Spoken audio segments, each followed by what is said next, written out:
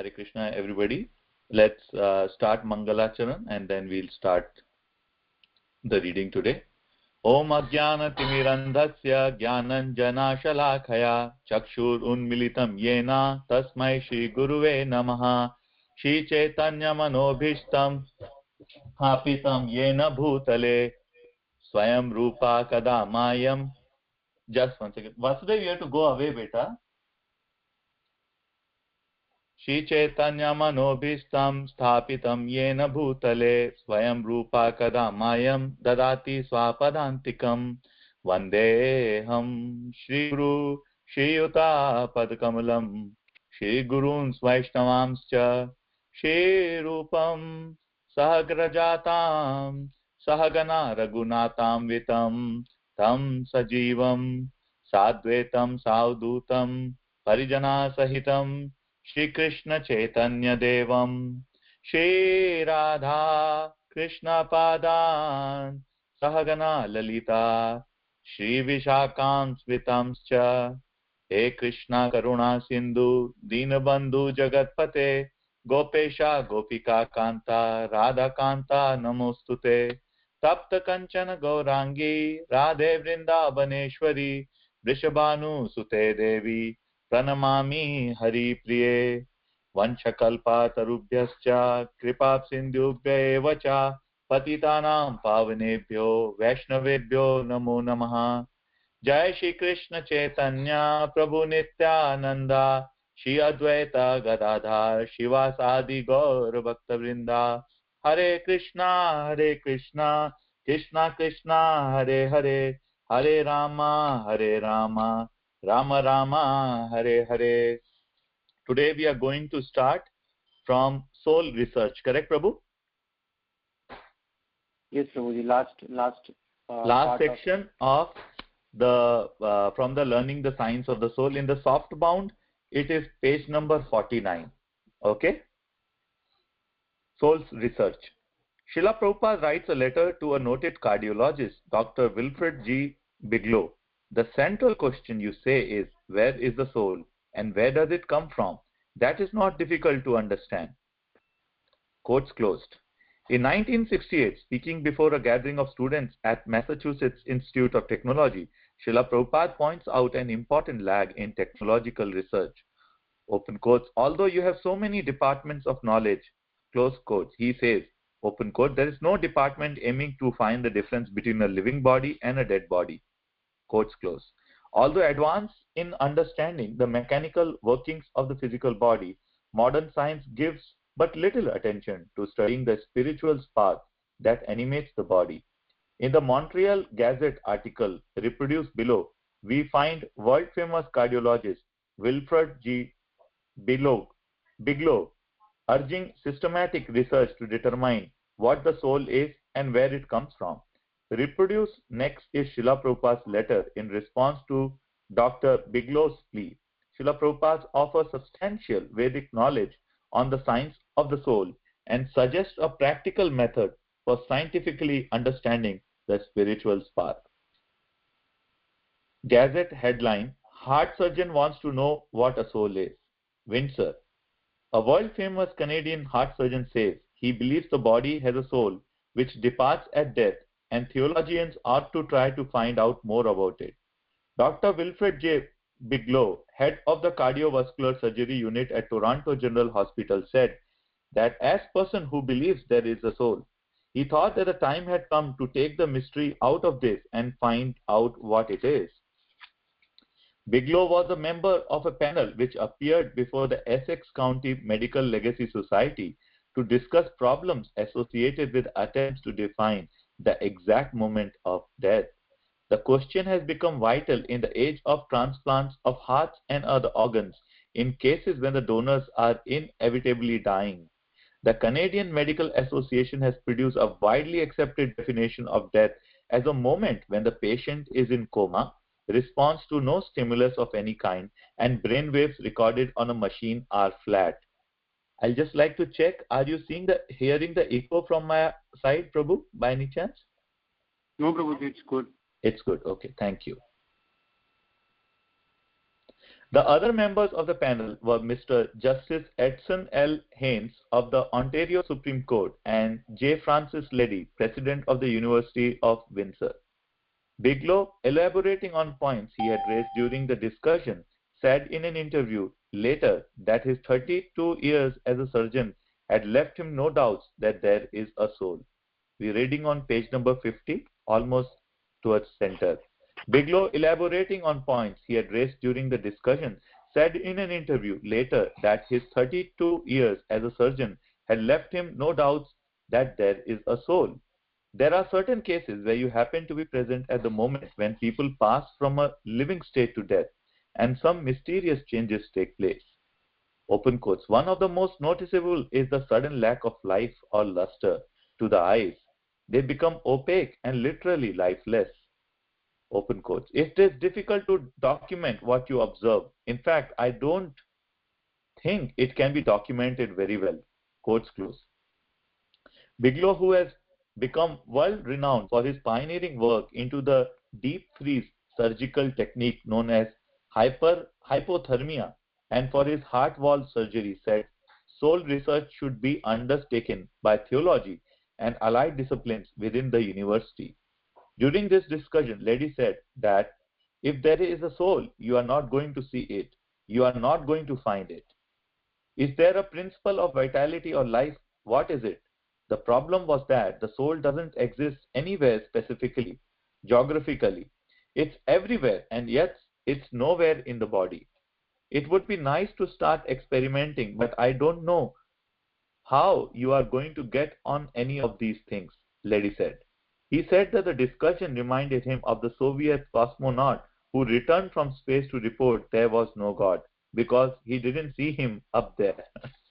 Maybe so, said Bigelow, but in modern medicine, when something was encountered that could not be explained, the watchword is discover the answer.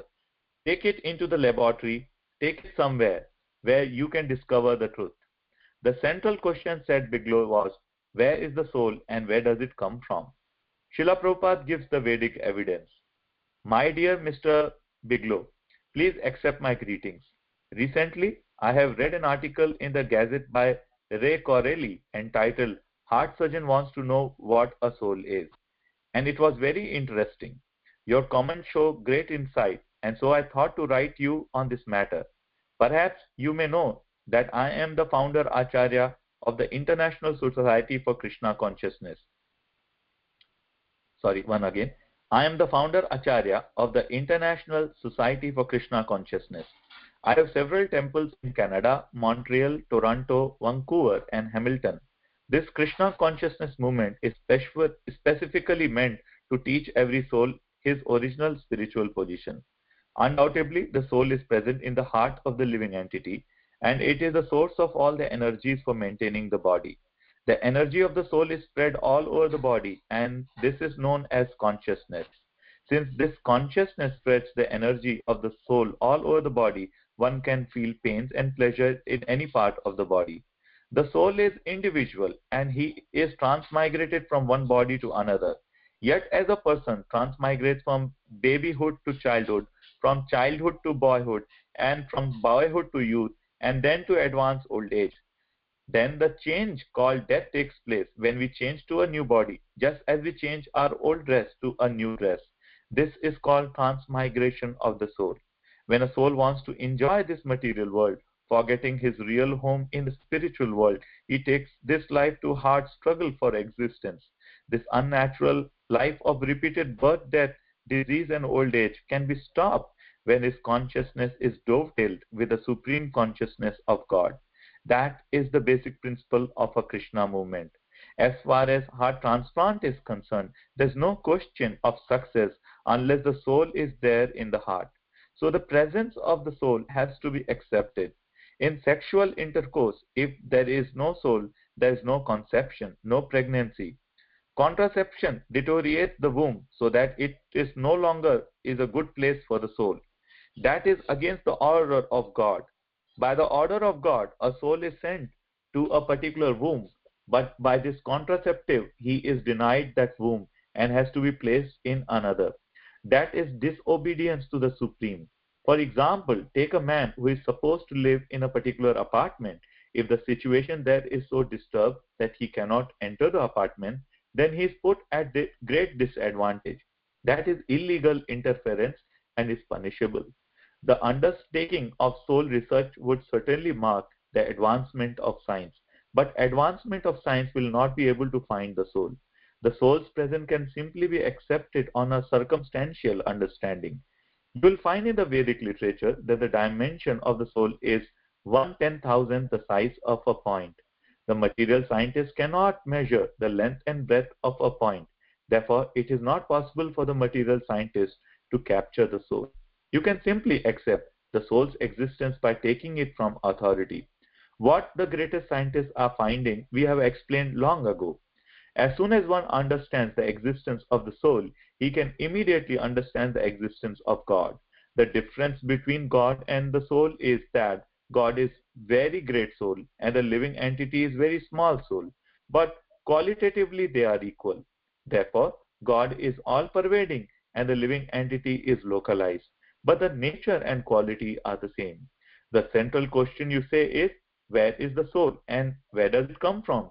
That is not difficult to understand. We have already discussed that the soul is residing in the heart of the living entity and that it takes shelter in another body after death. Originally, the soul comes from God, just as a spark comes from fire, and when the spark falls down, it appears to be extinguished. The spark of soul originally comes from the spiritual world to the material world.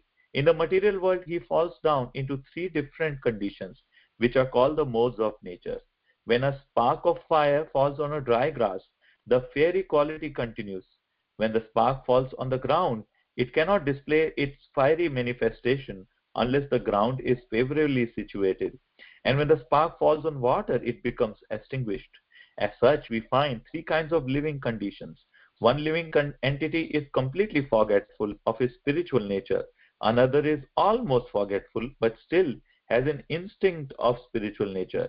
And another is completely in search of spiritual perfection. There is a bona fide method for attainment of spiritual perfection by the spiritual spark of soul. And if he is properly guided, then he is very easily sent back home, back to Godhead, where from he originally fell. It will be great contribution to human society if this authorized information from the Vedic literature is presented to the modern world on the basis of modern scientific understanding. The fact is already there. It simply has to be presented for modern understanding. Yours sincerely, A.C. Bhaktivedanta Swami. Choosing a spiritual master. Prabhu, can you do it? Yes, Abhishek. Prabhuji. What is a guru? On hearing the word guru, we tend to envision a caricature-like image. A bizarre-looking old fellow with a long, stingy beard and flowing robes, meditating on distant esoteric truths. Or we think of a cosmic con man cashing in on young seekers' spiritual gullibility. But what really is a guru? What does he know what we don't? How does he enlighten us? In a talk given in England in 1973, Srila Prabhupada provides some enlightening answers. Om Jnana Timirandasya Jnanan Jana Shalakaya Chakshurunmilitam Yena Tasmai Shri Guruve Namaha. I was born in the darkest ignorance, and my Guru, my spiritual master, opened my eyes with a torch of knowledge. I offer my respectful obeisances unto him. The word Ajnana means ignorance or darkness. If all the lights in this room immediately went out, we would not be able to tell where we or others are sitting. Everything would become confused. Similarly, we are all in darkness in this material world, which is a world of tamas. Tamas or timira means darkness. This material world is dark and therefore it needs sunlight or moonlight for illumination.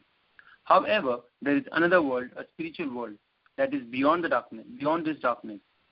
That world is described by Sri Krishna in Bhagavad Gita. Na tad bhasayate suryo, na shashanko, na pavakaha, yad gatva na nivartante, tad dhamma paramam mama. 15.6. That abode of mine is not illumined by the sun or moon nor by electricity. One who reaches it never returns to this material world. The Guru's business is to bring his disciples from darkness to light. At present, everyone is suffering due to ignorance. just as one contracts a disease out of ignorance. If one does not know hygienic principles, he will not know that will contaminate him. Therefore, due to ignorance, there is infection and we suffer from disease. A criminal may say, I did not know the law, but he will not be excused if he commits a crime. Ignorance is no excuse. Similarly, a child not knowing that fire will burn will touch the fire. The fire does not think, this is a child, and he does not know I will burn. No, there is no excuse. Just as there are state laws, there are also stringent laws of nature, and these laws will act despite our ignorance of them. If we do something wrong out of ignorance, we must suffer. This is the law. Whether the law is a state law or a law of nature, we risk suffering if we break it.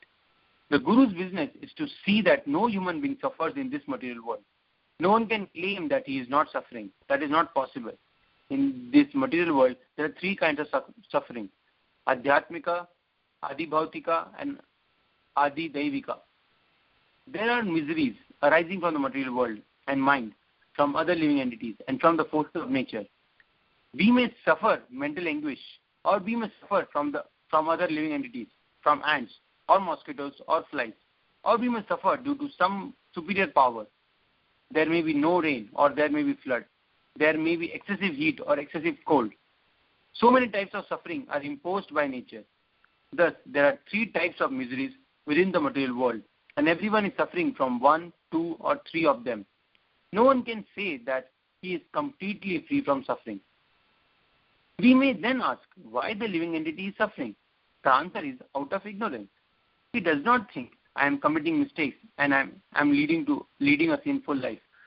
That is why I am suffering. Therefore, a guru's first business is to rescue his disciple from the ignorance. We send our children to school to save them from suffering. If our children do not receive an education, we fear that they will suffer in the future. The guru sees that suffering is due to ignorance, which is compared to darkness. How can one in darkness be saved by light? The guru takes the torchlight of knowledge and presents it before the living entity enveloped in darkness. That knowledge relieves him from the suffering of the darkness of ignorance. One may ask whether the guru is absolutely necessary. The Vedas inform us that he is. Tad vijnanartham sa gurum iva vigachet samitpani shrotriyam brahma nishtam. Mundaka Upanishad 1.2.12. The Vedas enjoin us to seek out a guru. Actually, they say to seek out the guru, not just a guru. The guru is one because he comes in disciplic succession. What Vyasadeva and Krishna taught 5,000 years ago is also being taught now. There is no difference between the two instructions. Although hundreds and thousands of acharyas have come and gone, the message is one. The real guru cannot be two, for the real guru does not speak differently from his predecessors. Some spiritual teachers say, in my opinion, you should do this, but this is not guru. Such so-called gurus are simply rascals.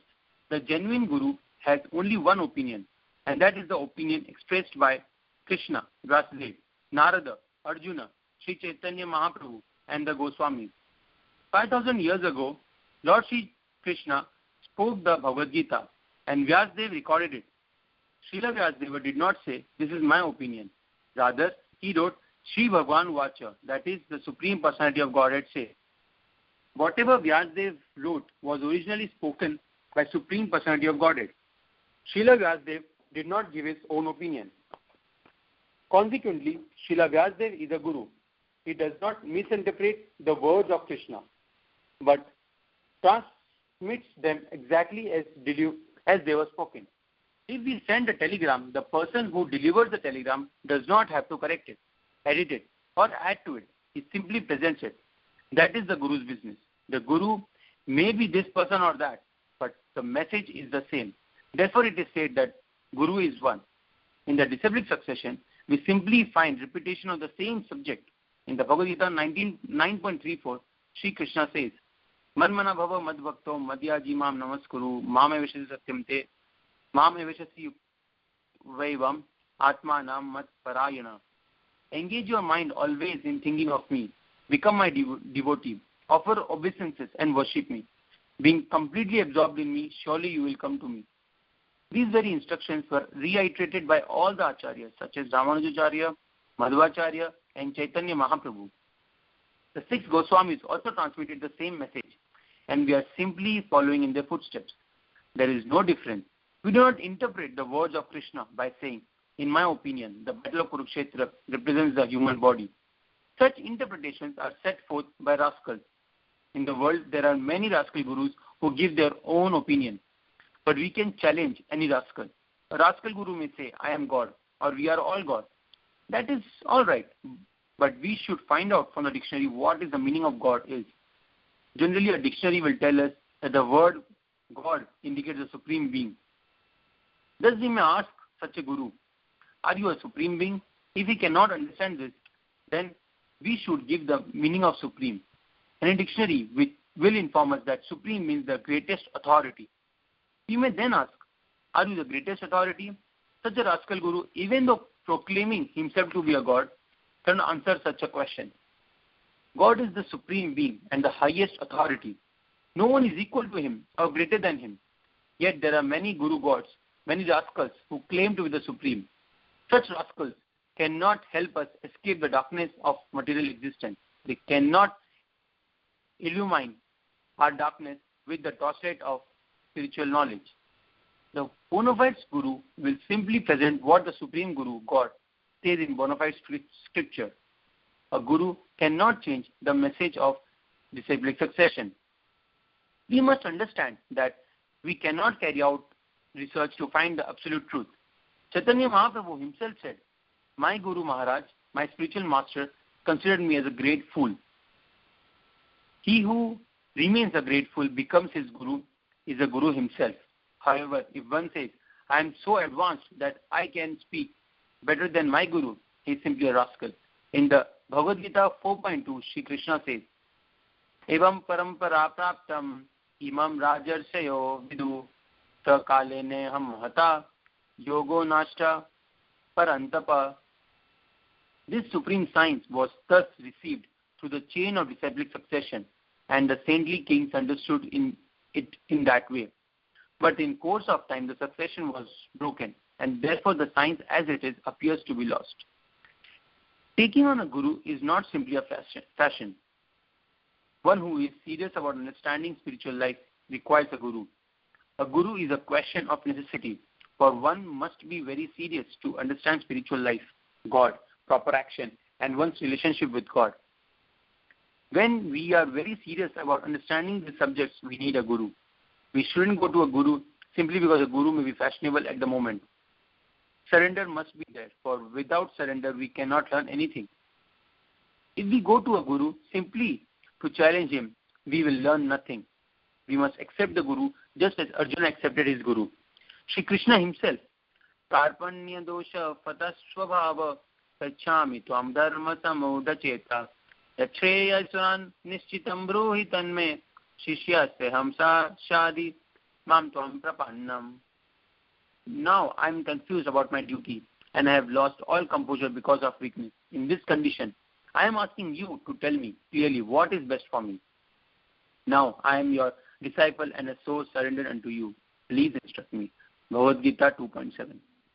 This is the process of accepting a guru. The guru is Krishna's representative, the former Acharya's representative. Krishna says that all Acharyas are his representative. Therefore, the guru should be offered the same respect one would offer to God. As Vishwanath Chakravarti Thakur says in his prayers to the spiritual master, Yasya prasadat bhagavat prasada. By the mercy of spiritual master, one receives the benediction of Krishna. Thus, if we surrender to the bona fide guru, we surrender to God. God accepts our surrender to the guru. In Bhagavad Gita 18.66, Krishna instructs, Sarva dharma parityajya mamekam sharanam vraja aham tvam sarva papebhyo mokshayishyami masuchaha. Abandon all varieties of religion and just surrender to me. I shall deliver you from all the sinful reaction. Do not fear. Someone may argue, where is Krishna? I shall surrender to him. But no, the process is that we first surrender to Krishna's representative. Then we surrender to Krishna. Therefore it is said, sakshat dharitvena samasta shastre. The Guru is as good as God. When we offer respect to the Guru, we are offering respect to God. Because we are trying to be God conscious, it is required that we learn how to offer respect to God through God's representative. In all the Shastras, the Guru is described to be as good as God, but the Guru never says, I am God. The disciple's duty is to offer respect to the Guru just as he offers respect to God. But the Guru never thinks, my disciples are offering me the same respect they offer to God. Therefore, I have become God. As soon as he thinks like this, he becomes a dog instead of God. Therefore, Vishwanath Chakravarti says, Kintu Prabhorya Priya Eva Tasya. Because he is the most confidential servitor of God, the Guru is offered the same respect that we offer God. God is always God. Guru is always Guru. As a matter of etiquette, God is a worshipable Guru God, and Guru is a worshipper God. Sevaka Bhagavan. Therefore, the Guru is addressed as Prabhupada. The word Prabhu means Lord, and Pad means position. The Prabhupada means he who has taken the position of the Lord. This is the same as Sakshat Dharitvena Samasta Shastra. Only if we are very serious about understanding the science of God is a Guru required. We should not try to keep a Guru as a matter of fashion. One who has accepted a Guru speaks intelligently. He never speaks nonsense. That is the sign of having accepted a bona fide Guru. We should certainly offer all respect to the spiritual master, but we should also remember how to carry out his orders. In Bhagavad Gita 4.34, Sri Krishna himself tells us the method of seeking out and approaching the Guru. Tad vidhi pranipatena pariprashnena sevaya upadekshanti te jnanam jnaninas tattvadarshinaha. Just try to learn the truth by approaching a spiritual master. Inquire from him submissively and render service unto him. The self-realized soul can impart knowledge unto you because he has seen the truth. The first process is that of surrender. We have to find an exalted person and willingly surrender before him. The Shastras enjoin that before we take a Guru, we study him carefully to find out whether we can surrender to him. We should not accept a Guru suddenly out of fanaticism. That is very dangerous. The Guru should also study the person who wants to become a disciple to see if he is fit. That is the way a relationship is established between the Guru and disciple. Everything is provided, but we must take up the process seriously. Thus, we can be trained to become a bona fide disciple. First, we must find a bona fide Guru, establish our relationship with him, and act accordingly. Then our life will be successful, for the Guru can enlighten the sincere disciple who is in darkness. Everyone is born a rascal and a fool. If we are born learned, why do we need to go to school? If we do not cultivate knowledge, we are no better than animals. An animal may say that there is no need of books and that he has become a Guru. But how can anyone obtain knowledge without the study of authoritative books?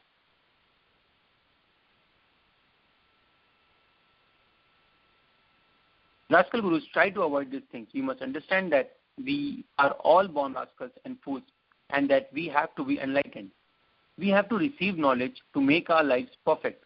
If we do not perfect our lives, we are defeated. What is this defeat? The struggle for existence. We are trying to obtain a better life, to attain a spiritual position, and for this we are struggling very hard. But we do not know what a superior position actually is. Whatever position we have in this material world must be given up. We may have a good position or a bad position. In any case, we cannot remain here. We may earn millions of dollars and think, now I am in a good position. But a little dysentery or cholera will finish our position. If the bank fails, our position is gone. So actually there is no good position in this material world. It is a farce. Those who try to attain a better position in this material world are ultimately defeated because there is no better position. The Bhagavad Gita 14.26 says what the better position is. Mam cha yo vyabhicharena Bhakti yogena sevate sagunan samatityetan brahma bhuyaya kalpate. One who engages in these spiritual activities of unalloyed devotional service at once transcends the modes of material nature and is elevated to the spiritual platform. Is there any science that gives us the knowledge by which we may become immortal? Yes, we may become immortal, but not in the material sense. We cannot receive this knowledge in so-called universities. However, there is knowledge contained in the Vedic scriptures by which we may become immortal. That immortality is our better position. No more birth, no more death, no more old age and no more disease. Thus the Guru takes on a very great responsibility. He must guide his disciple and enable him to become an eligible candidate for the perfect position immortality. The Guru must be competent to lead his disciple back home, back to Godhead. Hare Krishna. Thank you so much. Gandharvika Mataji, are you there? Okay. Next one, saints and swindlers. Srila Prabhupada speaks out in an interview with the London Times. If you want to be cheated, you will find many cheating gurus. But if you are sincere, you will find a sincere guru. The genuine guru is God's representative, and he speaks about God and nothing else. A genuine guru is not a businessman. He is a representative of God. Whatever God says, the guru repeats. He does not speak otherwise. Reporter, Your Grace, it seems that more people than ever are seeking some kind of spiritual life.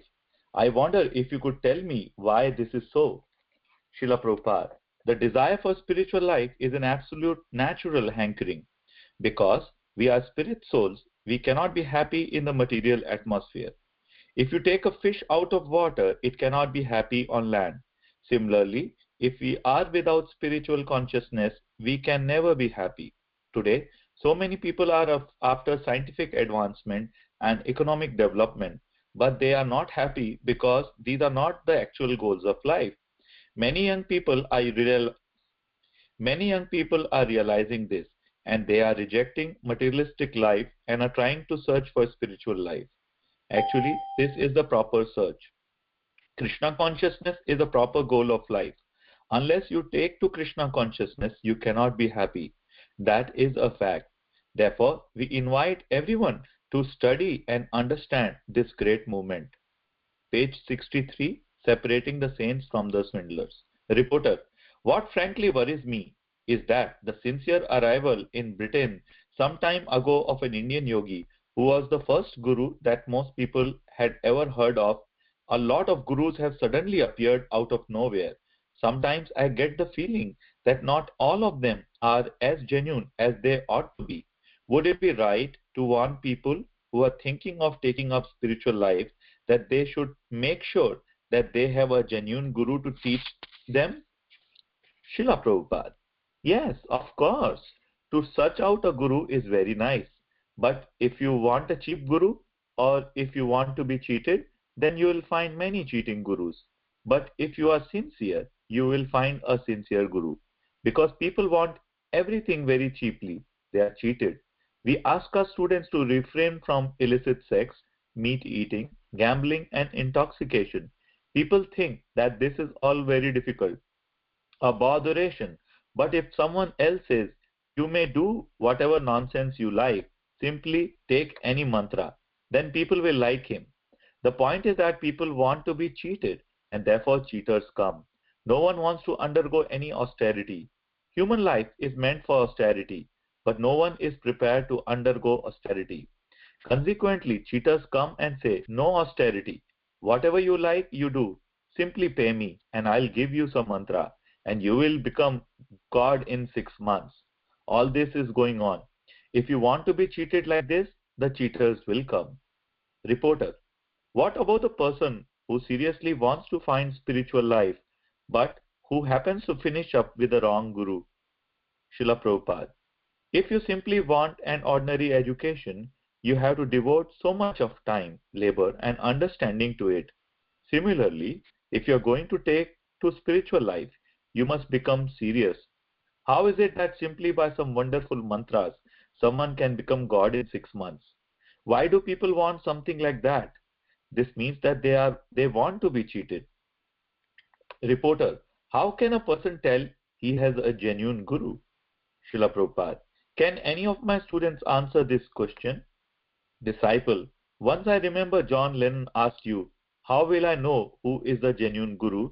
And you answers, just find out the one who is most addicted to Krishna. He is genuine. Srila Prabhupada, yes. The genuine guru is God's representative and he speaks about God and nothing else. The genuine guru is he who has no interest in the materialistic life. He is after God and God only. That is one of the tests of a genuine guru. Brahma Nishtam. He is absorbed in the absolute truth. In the Mundaka Upanishad, it is stated, Shrotiyam Brahma Nishtam. The genuine guru is well versed in the scriptures and Vedic knowledge and is completely dependent on Brahman. He should know that Brahman spirit is and how to become situated in Brahman. These signs are given in the Vedic literature. As I said before, the real guru is God's representative.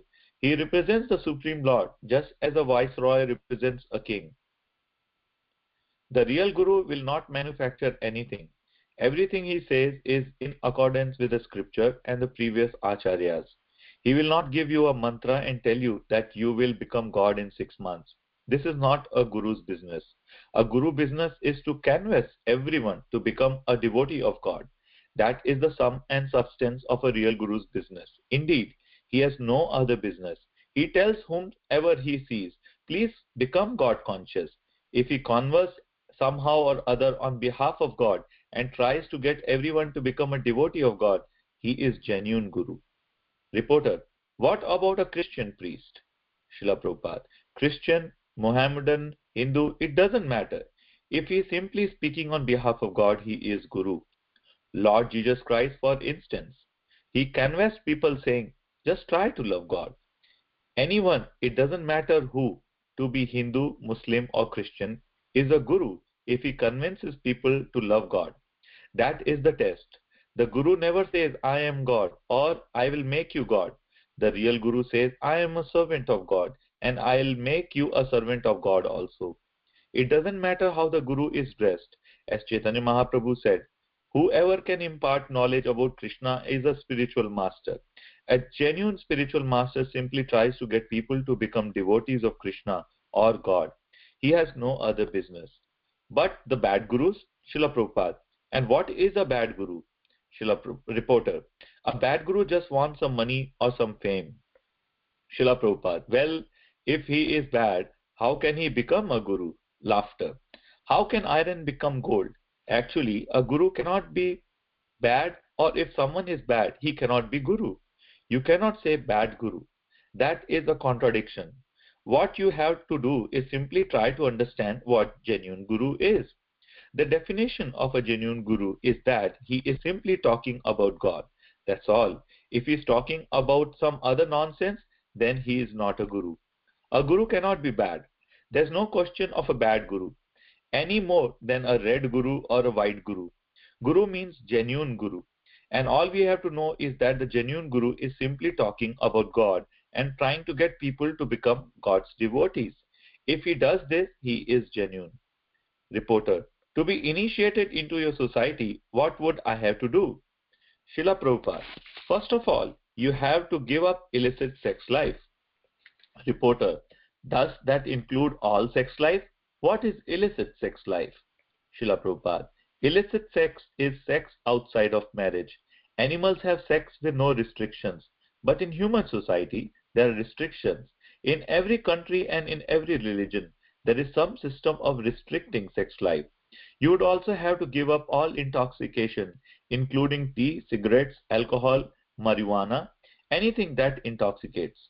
Reporter, anything else? Srila Prabhupada, you would also have to give up eating meat, eggs and fish. Or you would have to give up gambling as well. Unless you give up these 4 sinful activities, you could not be initiated. Reporter, how many followers do you have throughout the world? Srila Prabhupada, for anything genuine, the followers may be very few. For something rubbish, the followers may be many. Still, we have about 5,000 initiated disciples. Reporter, is the Krishna conscious movement growing all the time? Srila Prabhupada, yes, it is growing, but slowly. This is because we have so many restrictions. People do not like restrictions. Reporter, where is your following the greatest? Srila Prabhupada, in the United States, Europe, South America, and Australia, and of course in India, there are millions who practice Krishna consciousness. Reporter, could you tell me what the goal of your movement is? Srila Prabhupada, the purpose of this Krishna conscious movement is to awaken man's original consciousness. At the present moment, our consciousness is designated. Someone is thinking, I am an Englishman, and another is thinking, I am an American. Actually, we do not belong to any of these designations. We are all part and parcel of God. That is our real identity. If someone simply comes to that consciousness, all the problems of the world will be solved. Then we shall come to know that we are one, the same quality of spirit soul. The same quality of spirit soul is within everyone, although it may be in different dress. This is the explanation given in the Bhagavad Gita. Krishna consciousness is actually a purificatory process. Sarvopadi vinirmuktam. Its purpose is to make people free from all designation. Tat paratvena nirmalam. When our consciousness becomes purified of all designations, the activities we carry out with our purified senses make us perfect. Eventually, we reach the ideal perfection of human life. Krishna consciousness is also a very simple process. It is not necessary to become a great philosopher, scientist, or whatever. We need only chant the holy name of the Lord, understanding that His personality, His name, and His qualities are all absolute. Krishna consciousness is a great science. Unfortunately, in the universities, there is no department for this science. Therefore, we invite all serious men who are interested in the welfare of human society to understand this great movement and, if possible, take part in it and cooperate with us. The problems of the world will be solved. This is also the verdict of the Bhagavad Gita, the most important and the authoritative book of spiritual knowledge. Many of you have heard of the Bhagavad Gita. Our movement is based on it. Our movement is approved by all great acharyas in India. Ramanujacharya, Madhvacharya, Lord Chaitanya, and so many others. You are all representatives of newspaper, so I ask you to try to understand this movement as far as possible for the good of all human society. Reporter, do you think your movement is the only way to know God? Srila Prabhupada, yes. Reporter, how are you assured of that? Srila Prabhupada, from the authorities and from God, Krishna. From the authorities and from God Krishna. Krishna says, Sar dharman parityaja mam ekam sharanam raja aham tam sarva papebhyo mokshasyami ma shuchaha. Abandon all varieties of religion and just surrender unto me. I shall deliver you from all sinful reactions. Do not fear. Bhagavad Gita 18.66. Reporter, does surrender means that one has to leave his family? Prabhupada, no.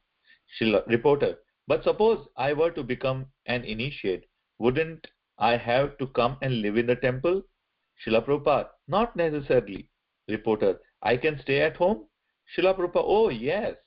Reporter, what about work? Would I have to give up my job? Srila Prabhupada, no. You would simply have to give up your bad habits and chant the Hare Krishna mantra on these beats. That's all. Reporter, would I have to give any financial support? Srila Prabhupada, no. That is your voluntary wish. If you give, that's all right. And if you don't, we don't mind. We do not depend on anyone's financial contribution. We depend on Krishna. Reporter, I wouldn't have to give any money at all?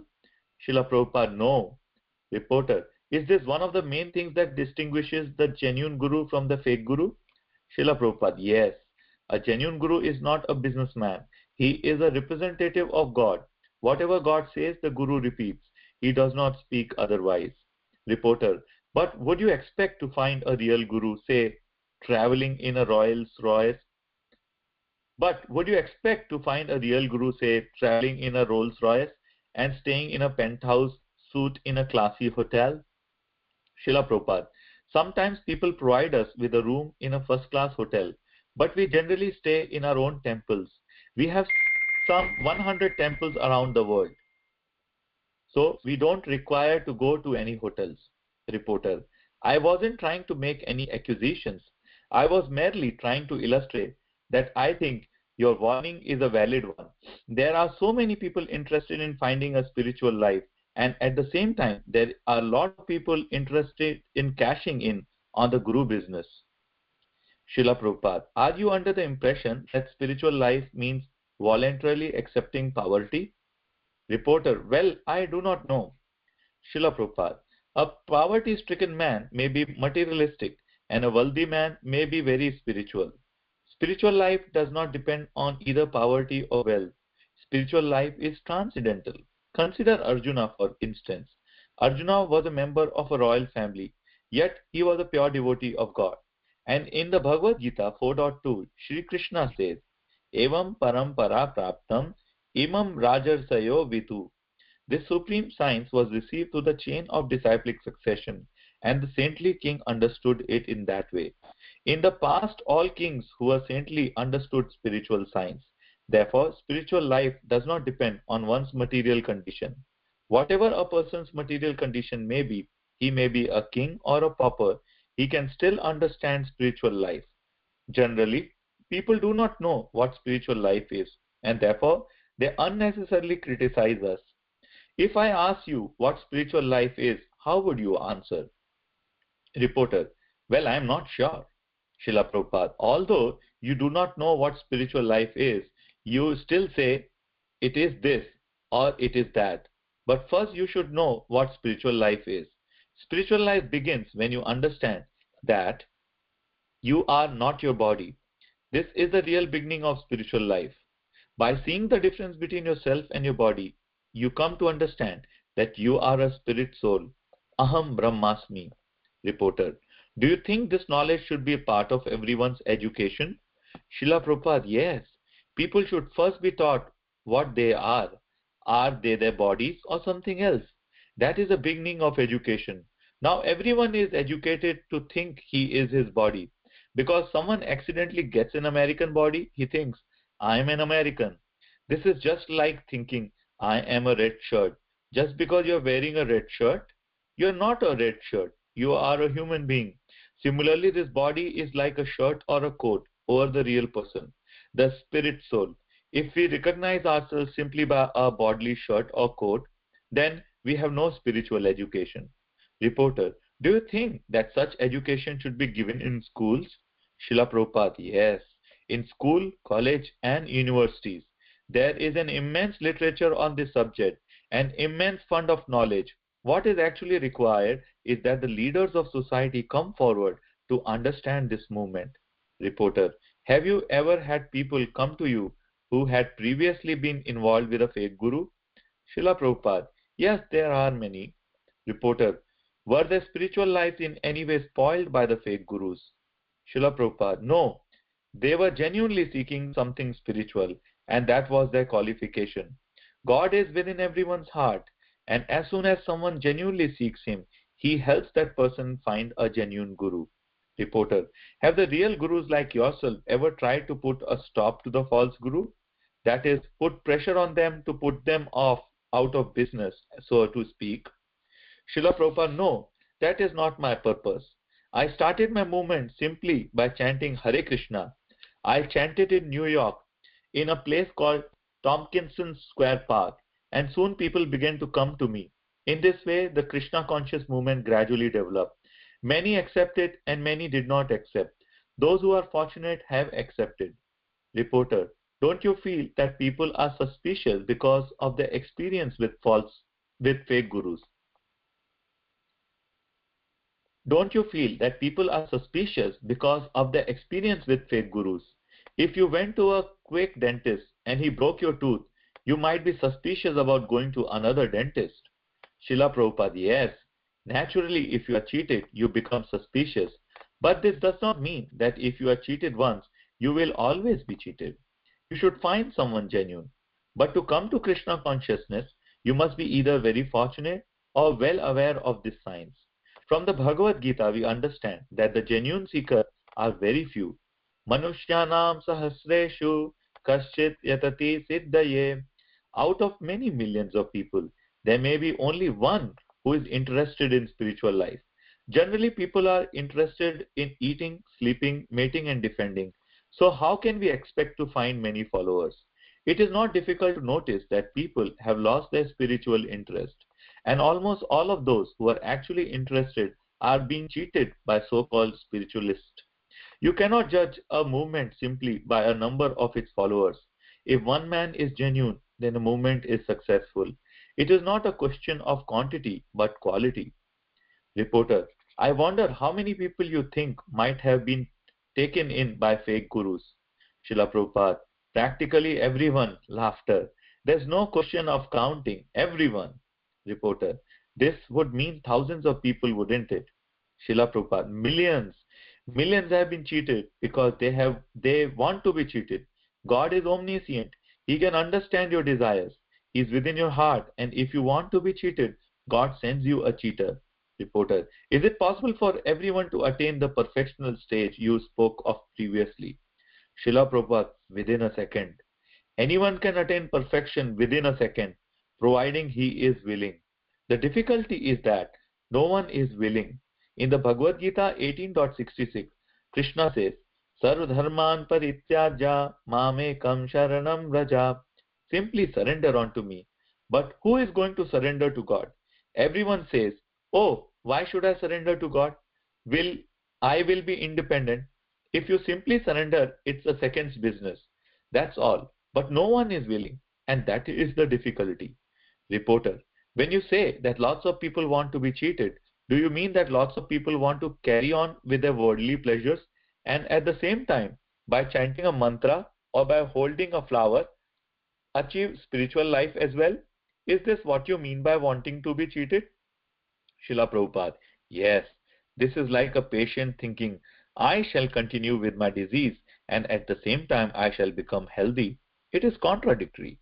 The first requirement is that one become educated in spiritual life. Spiritual life is not something one can understand by a few minutes talk. There are many philosophy and theology books, but people are not interested in them. That's the difficulty. For instance, the Srimad Bhagavatam is a very long work, and if you try to read this book, it may take many days just to understand one line of it. The Bhagavatam describes God, the absolute truth, but people are not interested. And if by chance someone becomes a little interested in spiritual life, he wants something immediate and cheap. Therefore, he is cheated. Actually, human life is meant for austerity and penance. That is the way of Vedic civilization. In Vedic times, they would train boys as brahmachari. No sex life was allowed to all up to age of 25. Where is that education now? A brahmachari is a student who lives a life of a complete celibacy and obeys the command of his guru at the Gurukula, school of the spiritual master. Now schools and colleges are teaching sex from the very beginning, and 12 or 13-year-old boys and girls are having sex. How can they have a spiritual life? Spiritual life means voluntarily accepting some austerities for the sake of God realization. That is why we insist on no illicit sex, meat eating, gambling, or intoxication for our initiated students. Without these restrictions, any yoga, meditation, or so-called spiritual discipline cannot be genuine. It is simply a business deal between the cheater and the cheated. Reporter: thank you very much. Srila Prabhupada. Hare Krishna. Mataji, are you there?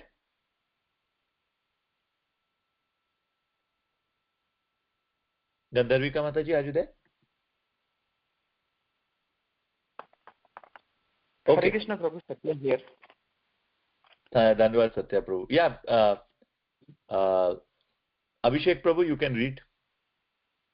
If Satya Prabhu wants to read, then that is fine. Come again. Satya Prabhu, do you want to read? It's up to you, Prabhu. If you want me to read, I can read.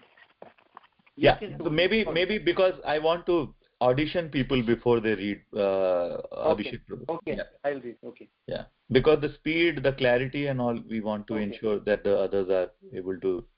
We'll give chance later to everybody. Yeah. Okay. The absolute necessity of a spiritual master. In February 1936, in Bombay, India, The members of a reputed religious society, the Gaudiya Matha, were astonished by the powerful and eloquent words of a young member who spoke in honor of his spiritual master, Srila Bhaktisiddhanta Saraswati Goswami. 3 decades later, the young speaker would become the world-renowned founder and spiritual master of Krishna consciousness movement. Srila Prabhupada's presentation is a memorable statement on the importance of the Guru in spiritual life. Sakshat Daritvena Samasta Shastre Uktas Tatha Bhagvyata Eva Sadhvi Kintu Prabhorya Piya Eva Tasya Bande Guru Shri Charanaravindam. In the revealed scripture, it is declared that the spiritual master should be worshipped like the supreme personality of Godhead. And this injunction is obeyed by pure devotees of their Lord. The spiritual master is the most confidential servant of the Lord. Thus, let us offer our respectful obeisances unto the lotus feet of our spiritual master. Gentlemen, on behalf of the members of the Bombay branch of Gaudiya Matha, let me welcome you all because you have so kindly joined us tonight in our congregational offering on homage to the lotus feet of the world teacher Acharya Deva, who is the founder of the Gaudiya mission and is the president Acharya of Sri Sri Vishwa Vaishnava Rajya Sabha. I mean my eternal divine master Paramahansa Parivrajakacharya Sri Srimad Bhaktisiddhanta Saraswati Goswami Maharaj. 62 years ago, on this auspicious day, the Acharya made his appearance by the call of Thakur Bhakti Vinod at Sri Kshetra Jagannath Dham at Puri. Gentlemen, the offering of such an homage as has been arranged this evening to the Acharya Dev is not a sectarian concern, for when we speak of the fundamental principle of Guru Deva or Acharya Deva, we speak of something that is of universal application. There does not arise any question of discriminating my Guru from yours or anyone else's. There is only one Guru who appears in an infinity of forms to teach you, me and all others. The Guru or Acharya Deva, as we learn from the bona fide scriptures, delivers the message of absolute world, the transcendental abode of the absolute personality where everything non-definitely serves the absolute truth. We have heard so many times, Mahajano Yena Gata Ta Pantha, traverse the trail which your previous Acharya has passed. But we have hardly tried to understand the real purport of this shloka. If we scrutinizingly study this proposition, we understand that the Mahajana is one and the royal road to the transcendental world is also one. In the Mundaka Upanishad, it is said, Tad Vijnanartham Sa Gurum Iva Vigachet Samit Pani Shotriyam Brahmanishtam. In order to learn the transcendental science, one must approach the bona fide spiritual master in disciplic succession, who is fixed in the absolute truth. Thus, it has been enjoined here with that in order to receive that transcendental knowledge, one must approach the Guru. Therefore, if the absolute truth is one, about which we think that there is no difference of opinion, the Guru also cannot be two. The Acharya Deva, for whom we have assembled tonight to offer our humble homage, is not the Guru of an institution or one out of many differing exponents of the truth. On the contrary, he is the Jagat Guru or the Guru of all of us. The only difference is that some obey him wholeheartedly while others do not obey him directly. In the Srimad Bhagavatam 11.17.27, it is said, Acharyam mam vijaniyam navam manyeta karhichit namartya buddhya suyeta sarvadeva mayo guru. One should understand the spiritual master to be as good as I am, said the blessed Lord. Nobody should be jealous of the spiritual master or think of him as an ordinary man, because the spiritual master is the sum total of all demigods. That is, the Acharya has been identified with the God himself. He has nothing to do with the affairs of this mundane world. He does not descend here to meddle with the affairs of the temporary necessities, but to deliver the fallen, conditioned souls, the souls or entities who have come here to the material world with the motive of enjoyment by the mind and the 5 organs of sense perception. He appears before us to reveal the light of the Vedas and to bestow upon us the blessings of full-fledged freedom, after which we should hanker at every step of our life's journey. The transcendental knowledge of the Vedas was first uttered by God to Brahma, the creator of this particular universe. From Brahma, the knowledge descended to Narada, from Narada to Vyasdeva, from Vyasdeva to Madhva, and in this process of disciplic succession, the transcendental knowledge was transmitted by one disciple to another till it reached Lord Gauranga, Sri Krishna Chaitanya, who posed as the disciple and successor of Sri Ishwarapuri.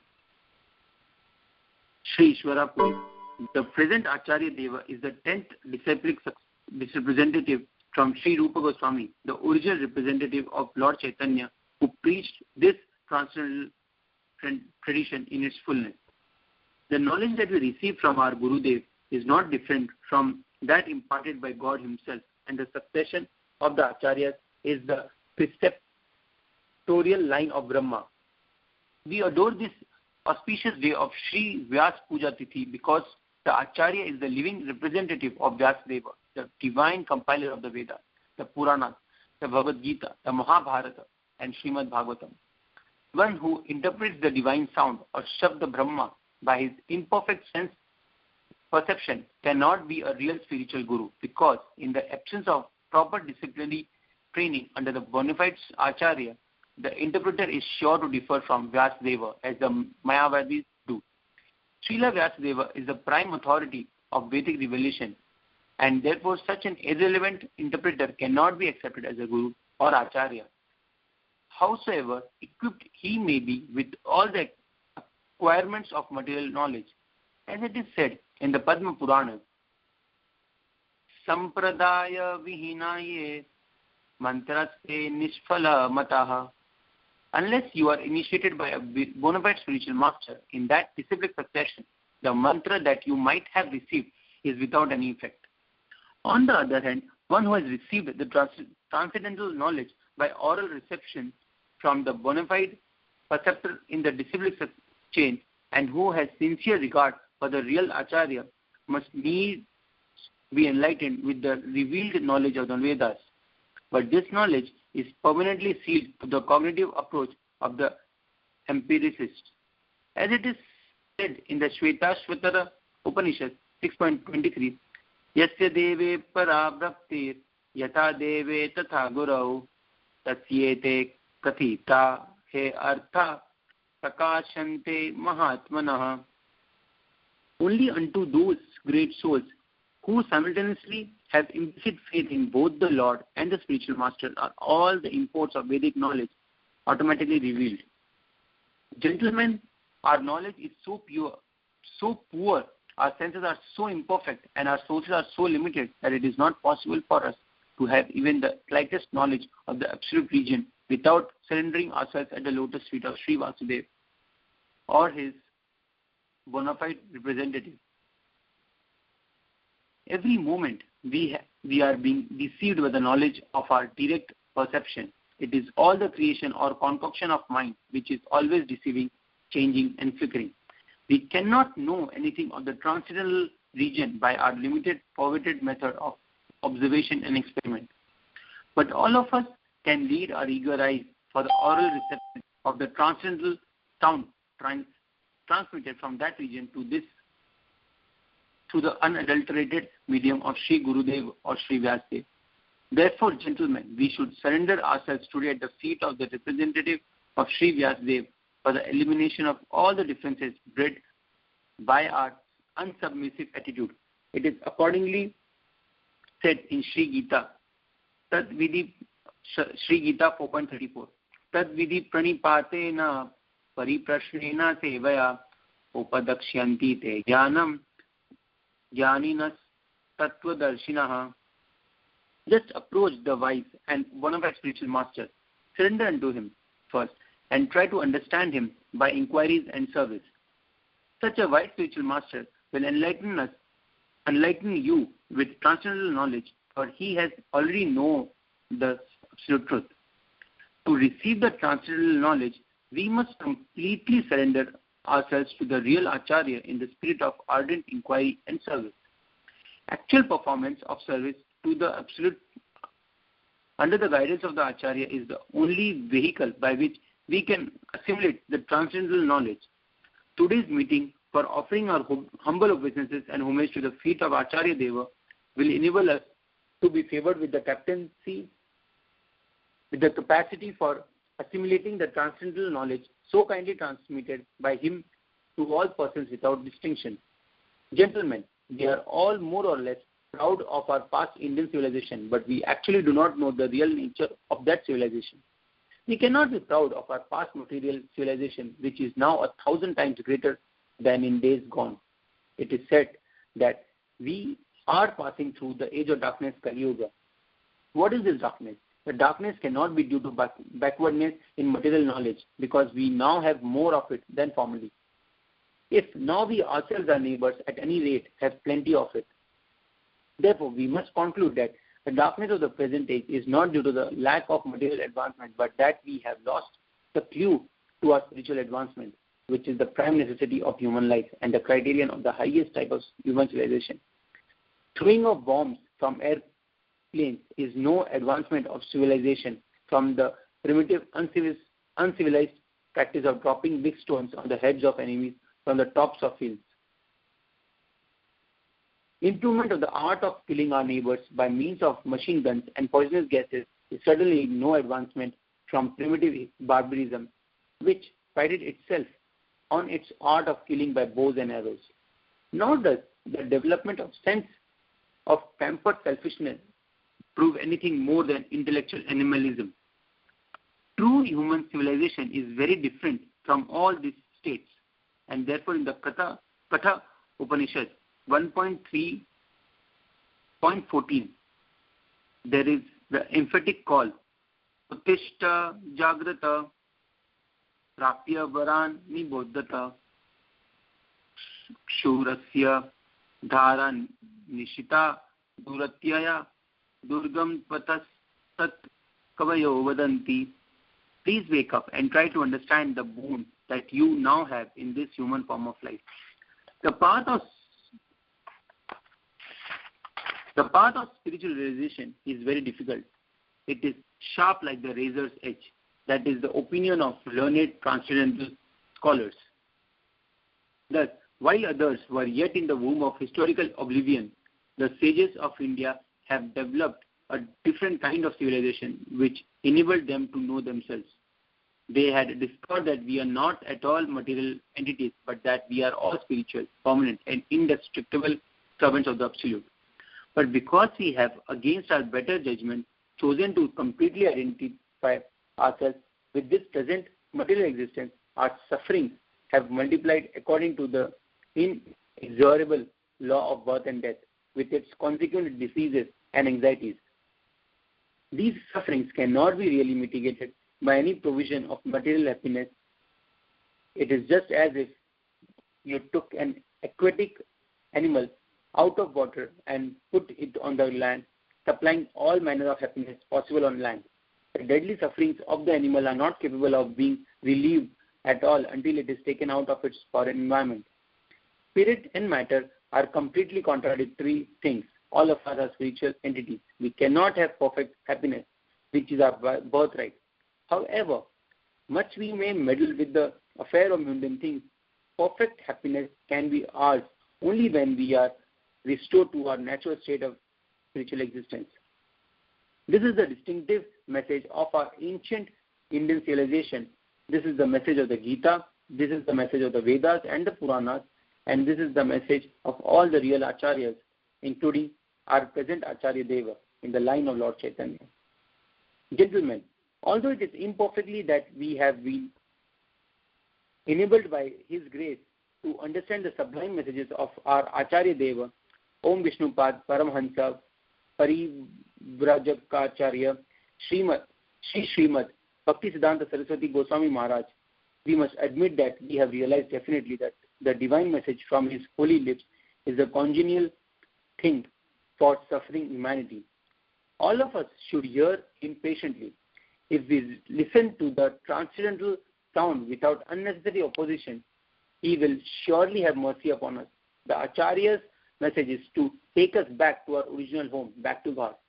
Let me repeat, therefore, that we should hear him patiently, follow him in the measure of our conviction, and bow down at his lotus feet for releasing us from our present causeless unwillingness for serving the Absolute and all souls.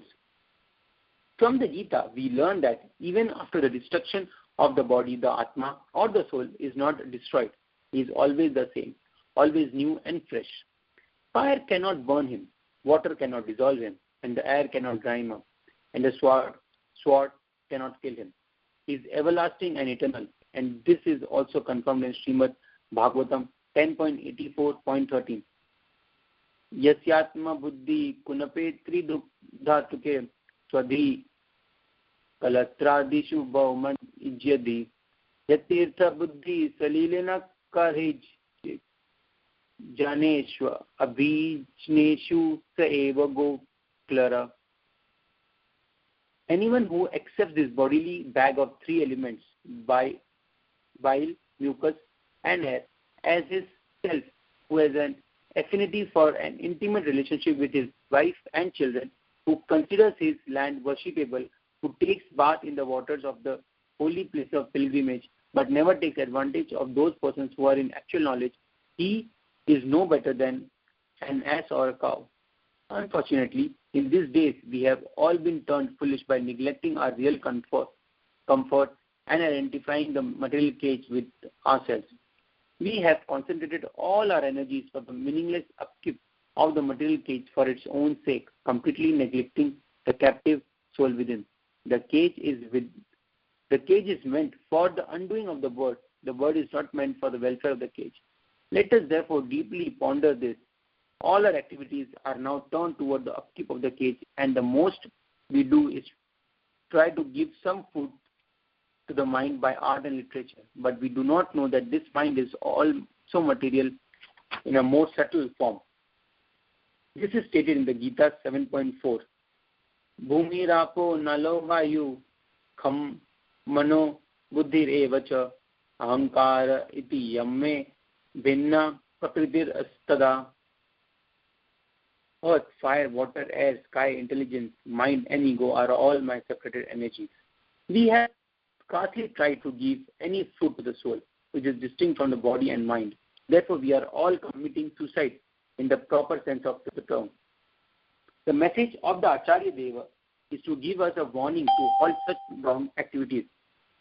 Let us therefore bow down at his lotus feet for the unalloyed mercy and kindness he has bestowed upon us. Gentlemen, do not for a moment think that my Gurudeva wants to put a complete break on the model civilization, an impossible feat. But let us learn from him the art of making the best use of the bad bargain, and let us understand the importance of this human life, which is fit for the highest development of true consciousness. The best use of this rare human life should not be neglected, as it is stated in Srimad Bhagavatam.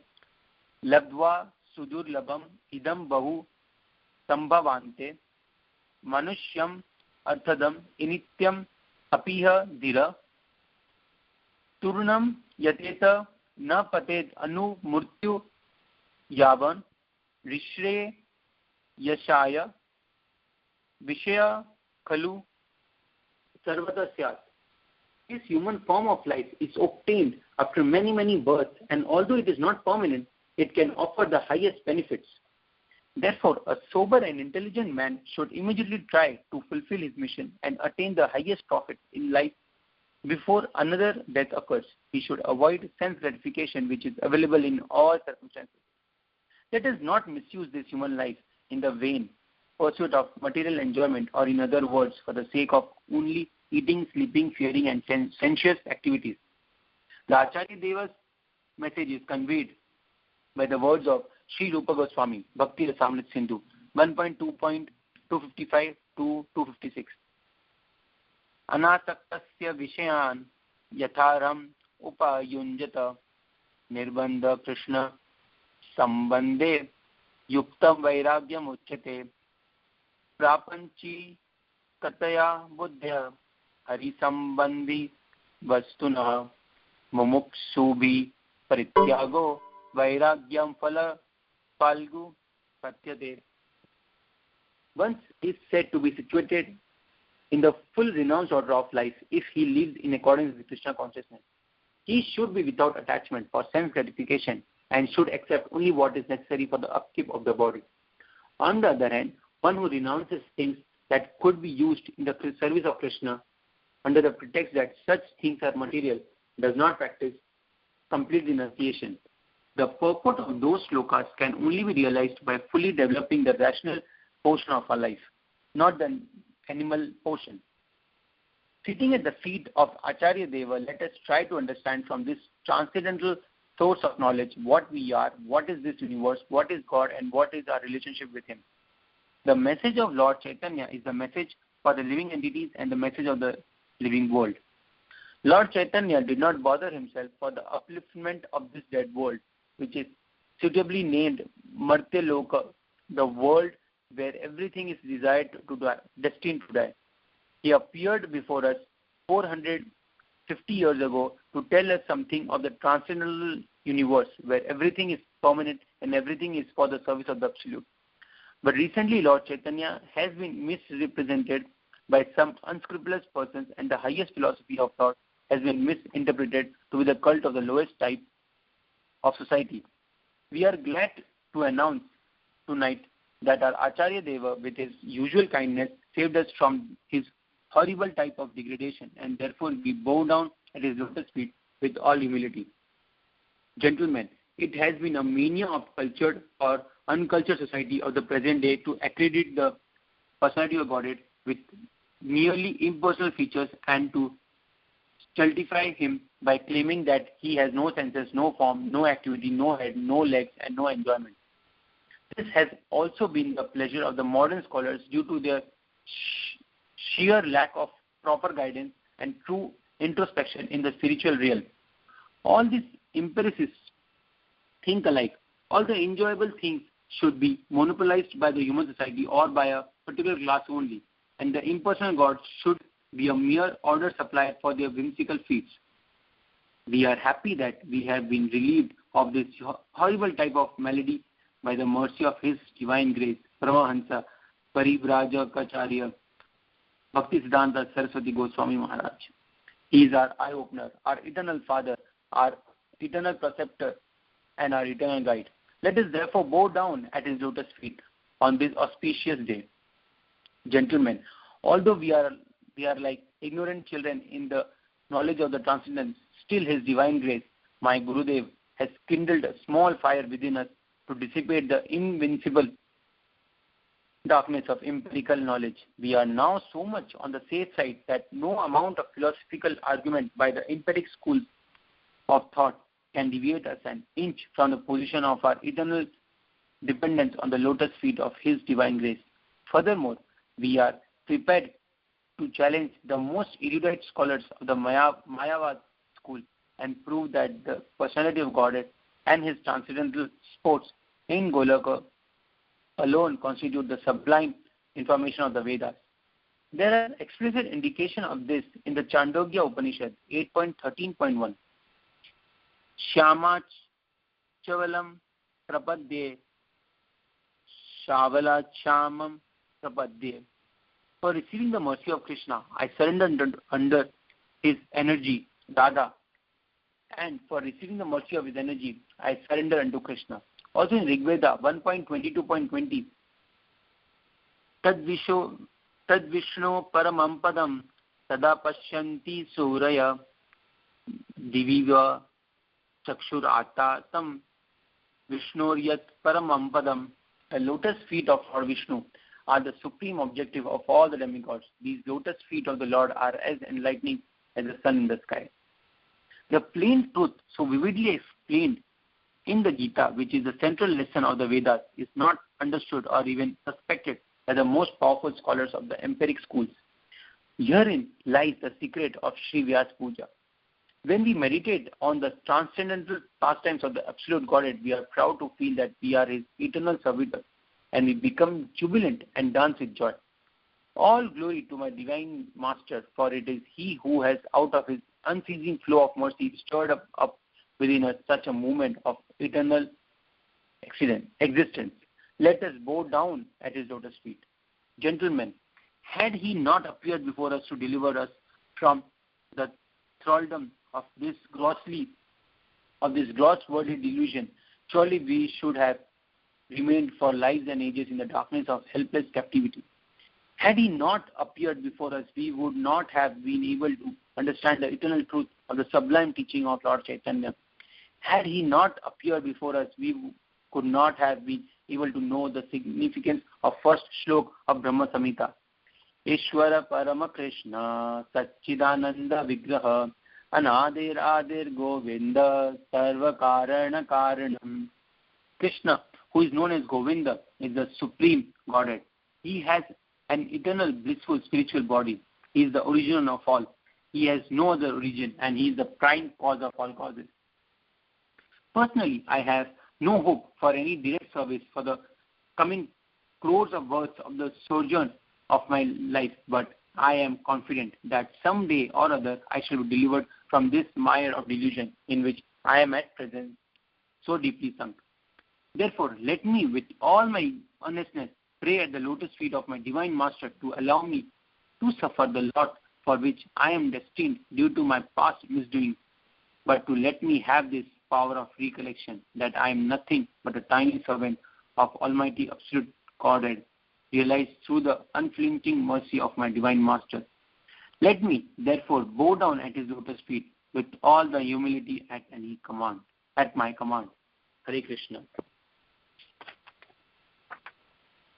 Mataji, will you like to do the third chapter, Discovering the Roots?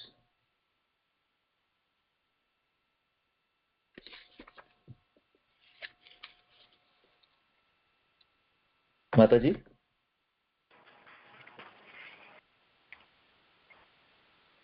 Okay. India's greatest impersonalist meditated on Lord Krishna and the Bhagavad Gita. Srila Prabhupada rebukes impersonalist yogi and swamis, the nominal followers of the 9th century teacher Sankara, in a commentary on the latest meditation on the Bhagavad Gita. Fools rush in where angels fear to tread. Whereas Sankara, the greatest of the impersonalists, offered his due respect to Krishna and his book Bhagavad Gita, the foolish say that we need not surrender to the personal Krishna. 1. O Bhagavad Gita, thy 18 chapters, thou showerest upon man the immortal nectar of the wisdom of the Absolute. O blessed Gita, by thee Lord Krishna himself enlightened Arjuna. Afterward, the ancient sage Vyasa included thee in the Mahabharata. O loving mother, destroyer of man's rebirth, into the darkness of the mortal world, upon thee I meditate. Number 2. Salutations to thee, O Vyasa, thou art of mighty intellect, and thine eyes are large as the petals of the full-blown lotus. It was thou who brightened this lamp of wisdom, filling it with the oil of the Mahabharata. Purport. Srimad Shankaracharya was an impersonalist from the materialistic point of view, but he never denied the spiritual form known as Satchit Ananda Vigraha, or the eternal all-blissful form of knowledge that existed before the material creation. When he spoke of the Supreme Brahma as impersonal, he meant that the Lord's Satchit Ananda form was not to be confused with the material conception of personality. In the very beginning of his commentary on the Gita, he maintains that Narayana, the Supreme Lord, is transcendental to the material creation. The Lord existed before the creation as a transcendental personality, and he has nothing to do with material personality. Lord Krishna is the same Supreme Personality, and he has no connection with the material body. He descends in his spiritual eternal form, but foolish people mistake his body to be like ours. Sankara's preaching of impersonalism is especially meant for teaching foolish persons who consider Krishna to be an ordinary man composed of matter. No one would care to read the Gita if it had been spoken by a material man, and certainly Vyasdev would not have bothered to incorporate it into the history of the Mahabharata. According to the above verses, the Mahabharata is the history of the ancient world, and Vyasdev is the writer of this great epic. The Bhagavad Gita is identical with Krishna, and because Krishna is the absolute supreme personality of Godhead. There's no difference between Krishna and his words. Therefore, the Bhagavad Gita is as worshipable as Lord Krishna himself, both being absolute. One who hears the Bhagavad Gita as is actually hears the words directly from the lotus lips of the Lord. But unfortunate persons say that the Gita is too antiquated for the modern man who wants to find out God by speculation or meditation. Verse 3. I salute thee, O Krishna, O thou who art the refuge, O ocean-born Lakshmi, after all who take refuge. At thy lotus feet, thou art indeed the wish-fulfilling tree. For thy devotee, thy one hand holds a staff for driving cows, and thy other hand is raised, the thumb touching the tip of thy forefinger, indicating divine knowledge. Salutations to thy, O Supreme Lord, for thou art the milker of the ambrosia of the Gita. Purport. Sripad Shankaracharya explicitly says, you fools just worship Govinda and that Bhagavad Gita, and Sripad Shankaracharya explicitly says, you fools just worship Govinda and that Bhagavad Gita spoken by Narayan himself. Yet foolish people still conduct their research work to find out Narayan. Consequently, they are wretched and they waste their time for nothing. Narayan is never wretched nor Daridra. Rather, he is worshipped by the goddess of fortune Lakshmi, as well as by all living entities. Sankara declared himself to be a Brahman, but he admits Narayana or Krishna to be the Supreme Personality who is beyond the material creation. He offers his respect to Krishna as the Supreme Brahman or Para-Brahman because he, Krishna, is worshipable by everyone. Only the fools and enemies of Krishna who cannot understand what the Bhagavad Gita is, although they make commentaries on it, say, it is not the personal Krishna to whom we have to surrender ourselves utterly, but the unborn, beginningless, eternal who speaks through Krishna.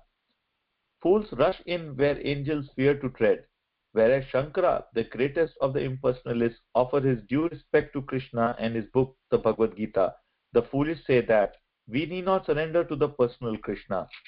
Such unenlightened people do not know that Krishna is absolute and that there is no difference between his inside and outside. The difference of inside and outside is experienced in the dual material world. In the absolute world, there is no such difference because in the absolute everything is spiritual, Satchidananda, and Narayan or Krishna belong to the absolute world. In the absolute world, there is only the factual personality and there is no distinction between body and soul. Verse 4. The Upanishads are as herd of cows. Lord Krishna, son of a cowherd, is the milker. Arjuna is the calf. The supreme nectar of the Gita is the milk. And the wise man of purified intellect is the drinker. Purport.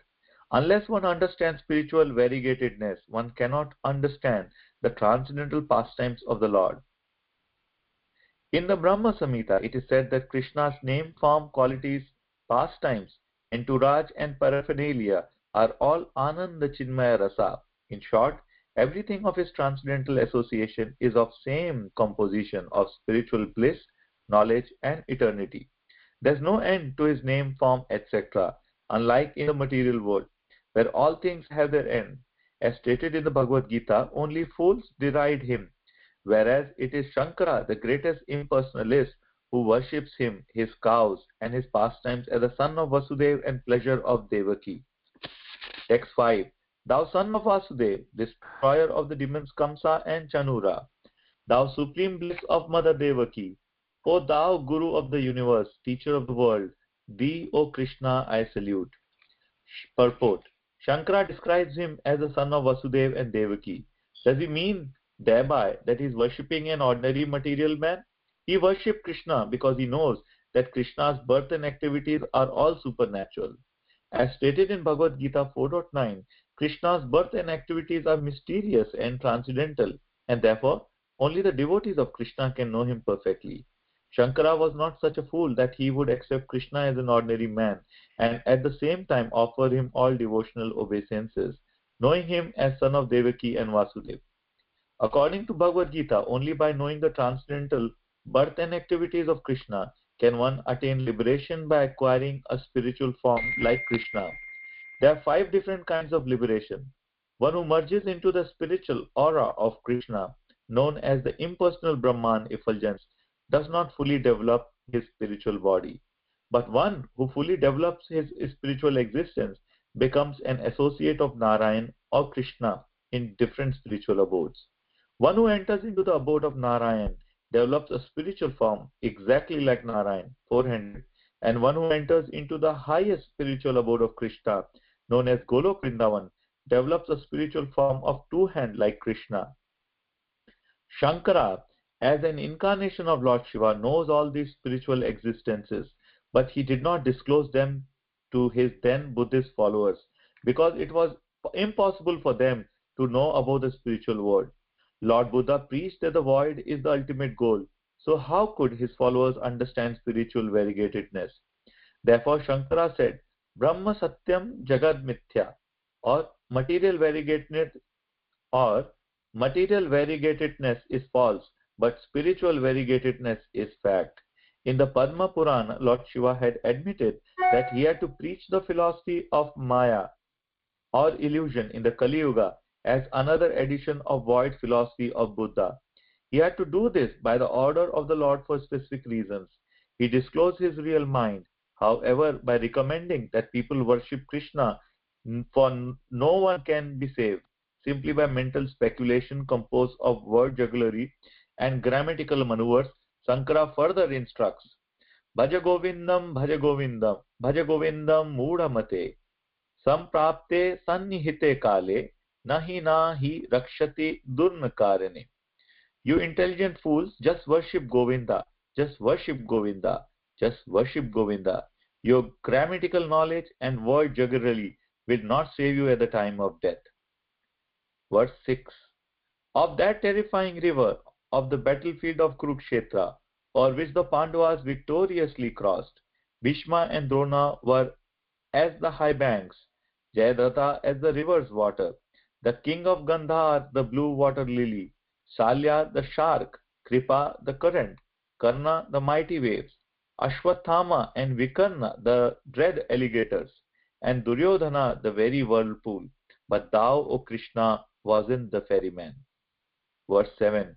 May the spotless lotus of the Mahabharata, which grows on the waters of the words of Vyasa, and of which the Bhagavad Gita is the irresistibly sweet fragrance, and its tales of heroes, the full-blown battles, fully opened by the talk of Lord Hari, who destroys the sins of Kali Yuga, and on which daily light the nectar-seeking souls, like so many bees, swarming joyously, may this lotus of the Mahabharata bestow on us the may this lotus of the Mahabharata bestow on us the highest good.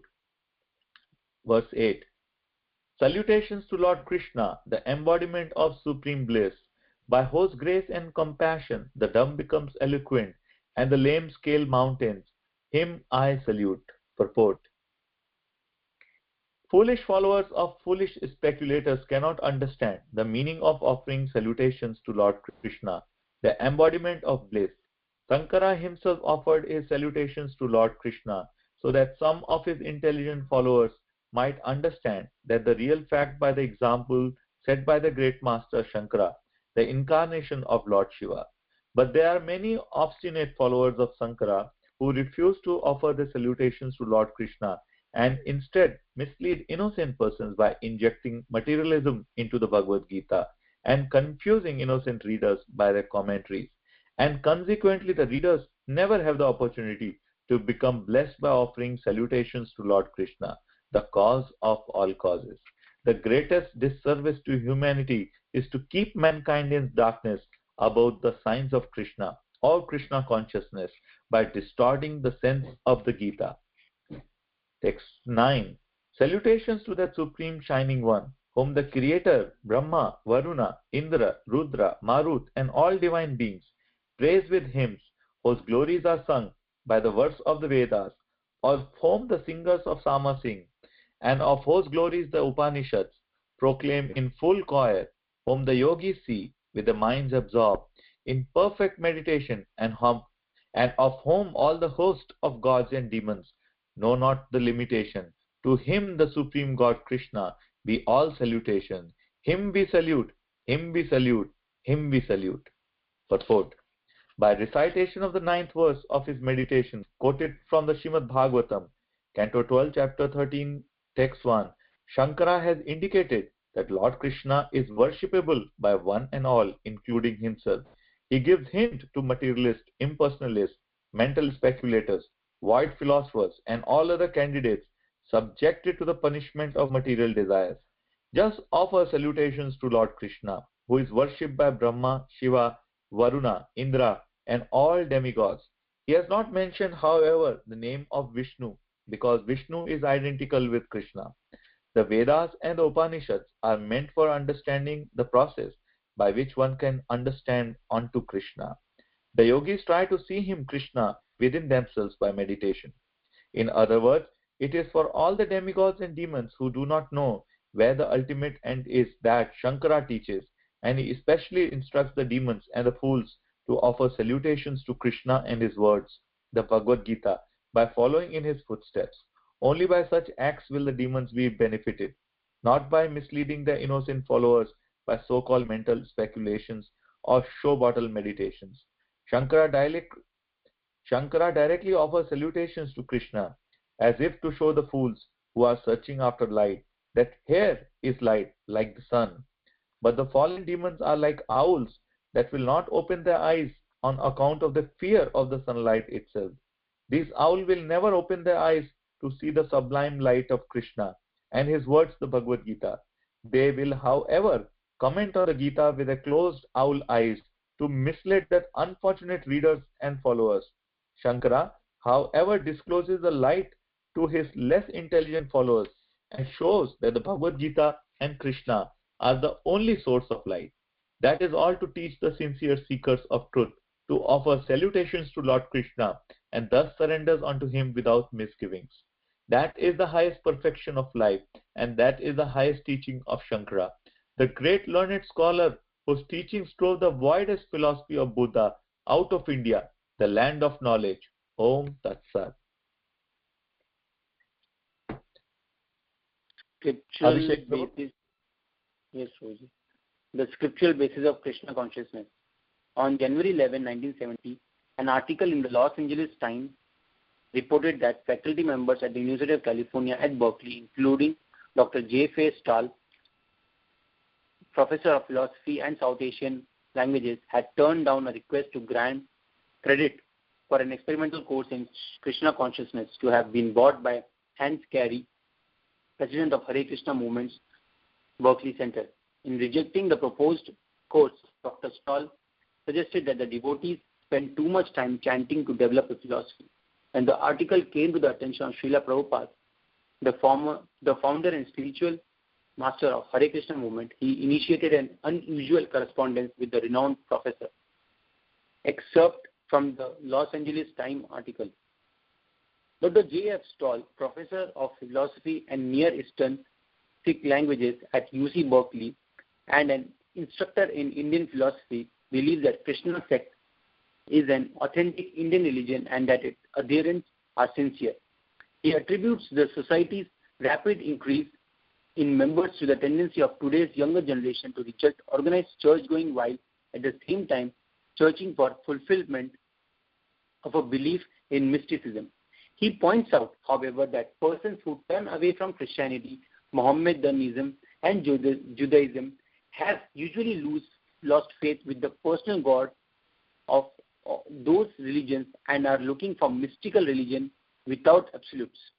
These people in the Krishna movement have turned to Hinduism, but curiously, it is a cult that is highly personalistic, Stahl said. They accept a personal God, Krishna, and Christianity has that. I feel that they have transferred some of the Christian background to a Hindu sect. He also feels that they spend too much time chanting to develop a philosophy.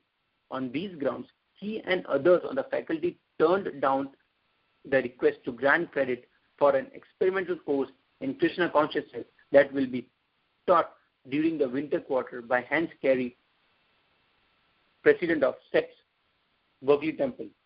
Srila Prabhupada's letter to the Los Angeles Times, January 14, 1970, editor, Los Angeles Times.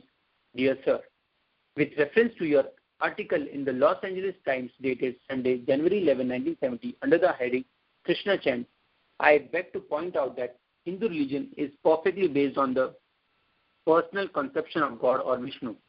The impersonal conception of God is a side issue or one of the three features of God. The absolute truth is ultimately the supreme personality of Godhead. Paramatma conception is the localized aspect of his omnipresence, and the impersonal conception is the aspect of his greatness and eternity. But all these combined together make the complete whole.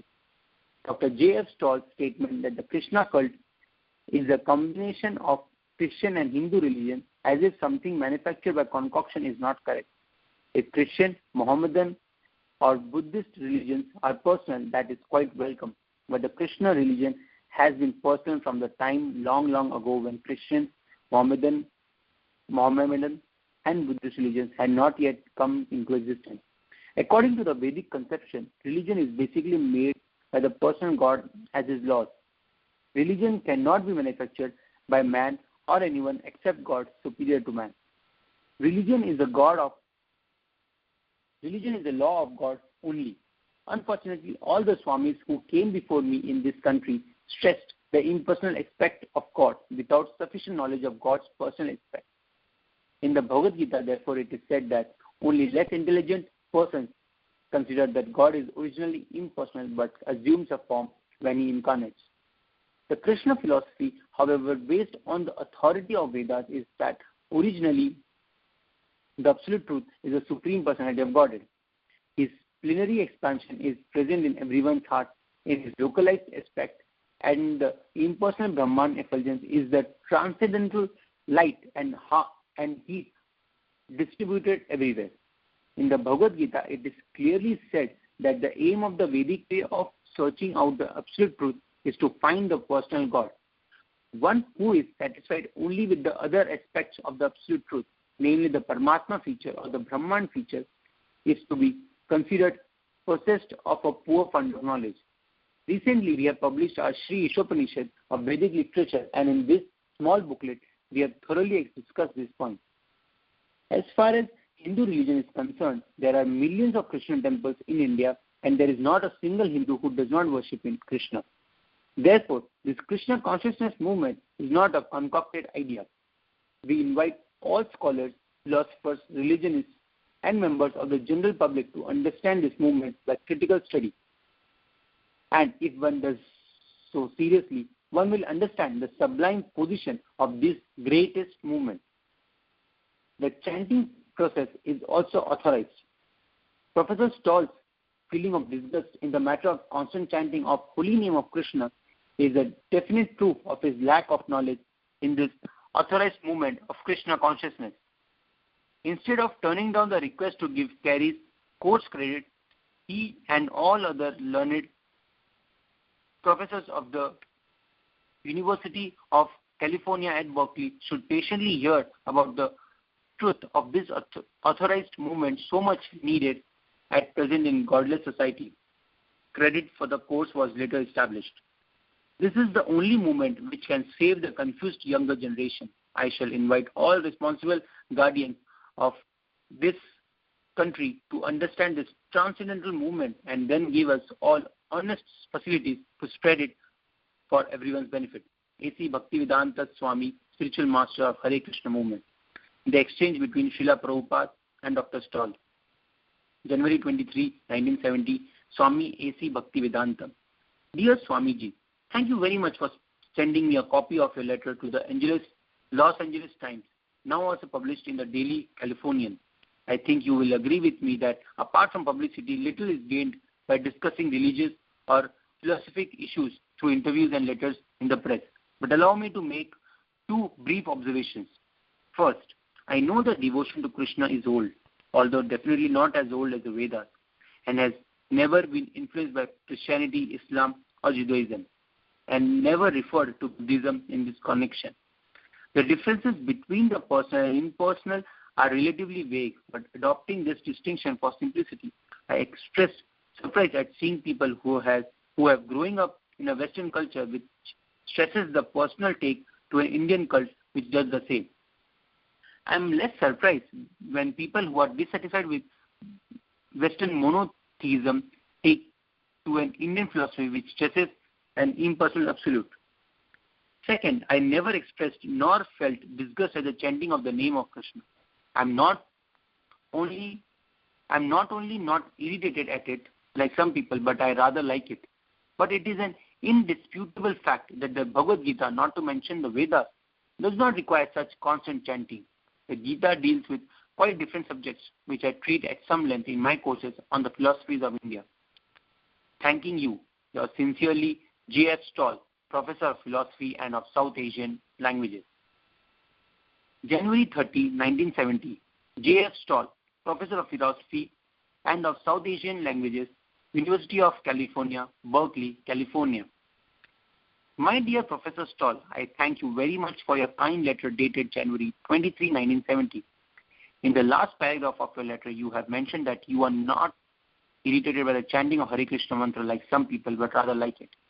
This has given me much satisfaction, and I am sending you with a copy of our magazine, Back to Godhead, issue number 28, in which you will find how the students at a program at Ohio State University liked this chanting of Hare Krishna mantra, although all of them were neophytes to this cult of chanting. Although this chanting is very pleasing to the heart and is the best means of infusing spiritual consciousness or Krishna consciousness into the hearts of people in general. This is the easiest process of spiritual realization and is recommended in the Vedas. In the Brihanaradiya Purana, it is clearly stated that it is only chanting of holy name of Hari Krishna that can save people from the problems of materialistic existence, and there is no other alternative in this age of Kali. Western culture is monotheistic, but Westerners are being misled by impersonal Indian speculation. The young people of the West are frustrated because they are not religiously taught about monotheism. Prabhuji, you can start. Hare Krishna. No, you read the full letter and then I'll read it. Okay, sure, Prabhuji. They are not satisfied with this process of teaching and understanding. The Krishna consciousness movement is a boon to them because they are being really trained to understand Western monotheism under the authoritative Vedic system. We do not simply theoretically discuss, rather we learn by the prescribed method of Vedic regulation. But I am surprised to see that in the last paragraph of your letter you say, it is an indisputable fact that the Bhagavad Gita, not to mention the Vedas, does not require such constant chanting. I think that you have missed the following words in the Bhagavad Gita apart from many other similar verses.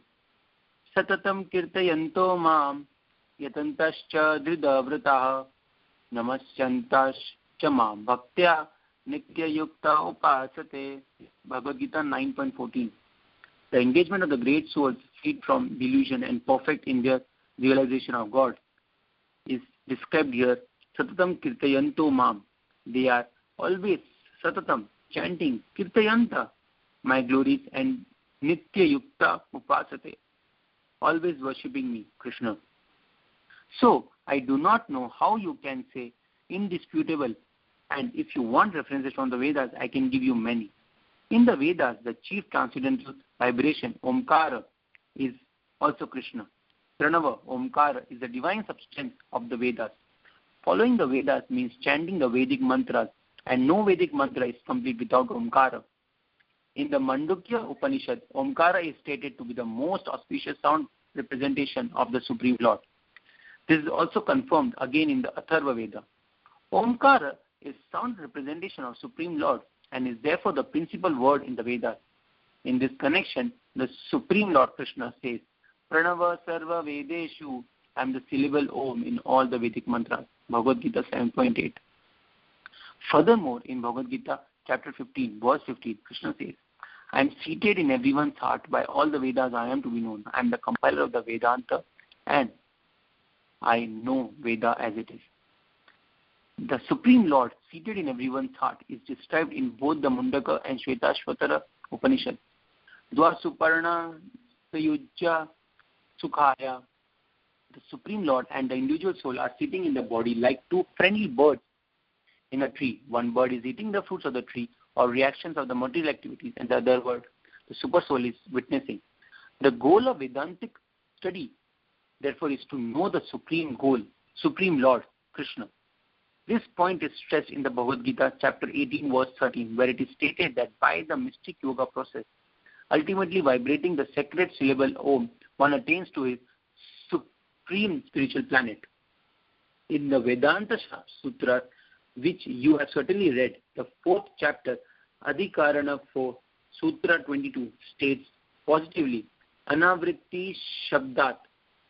By sound vibration, one becomes liberated. But devotional service, by understanding well the Supreme Personality of Godhead, one can go to his abode and never come back again to this material condition. How is it possible? The answer is simply by chanting his name constantly. This is accepted by the exemplary disciple Arjuna, who has perfectly learned the conclusion of spiritual science from the Yogeshwara, the master of mystic knowledge, Krishna. Recognizing Krishna to be the supreme Brahman, Arjuna addresses him, Sthane Rishikesha. The world becomes joyful hearing your name, and thus do all become attached to you. Bhagavad Gita 11.36.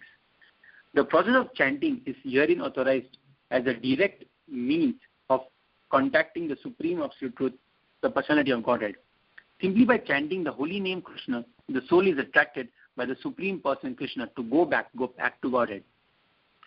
In the Narada Pancharatra, it is stated that all the Vedic rituals, mantras, and understanding are compressed into the 8 words Hare Krishna, Krishna Krishna, Hare Hare, Hare Rama,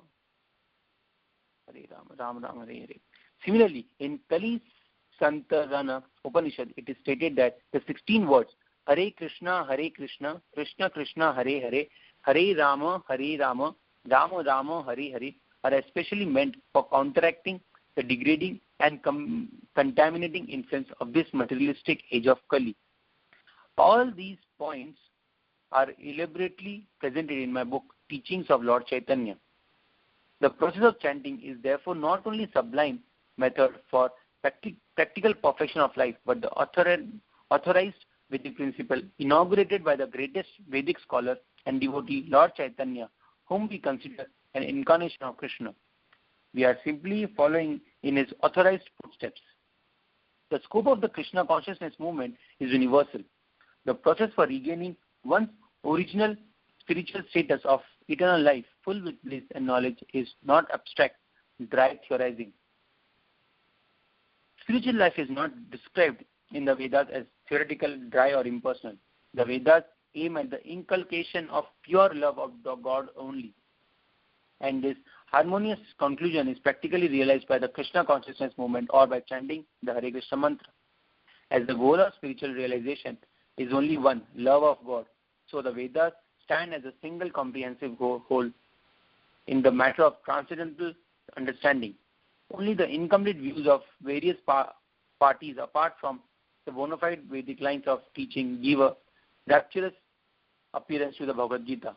The reconciliative factor adjusting all apparently diverse propositions of the Vedas is the essence of the Veda or Krishna consciousness, love of God. Thanking you once again, yours sincerely, A.C. Bhaktivedanta Swami. Hare Krishna.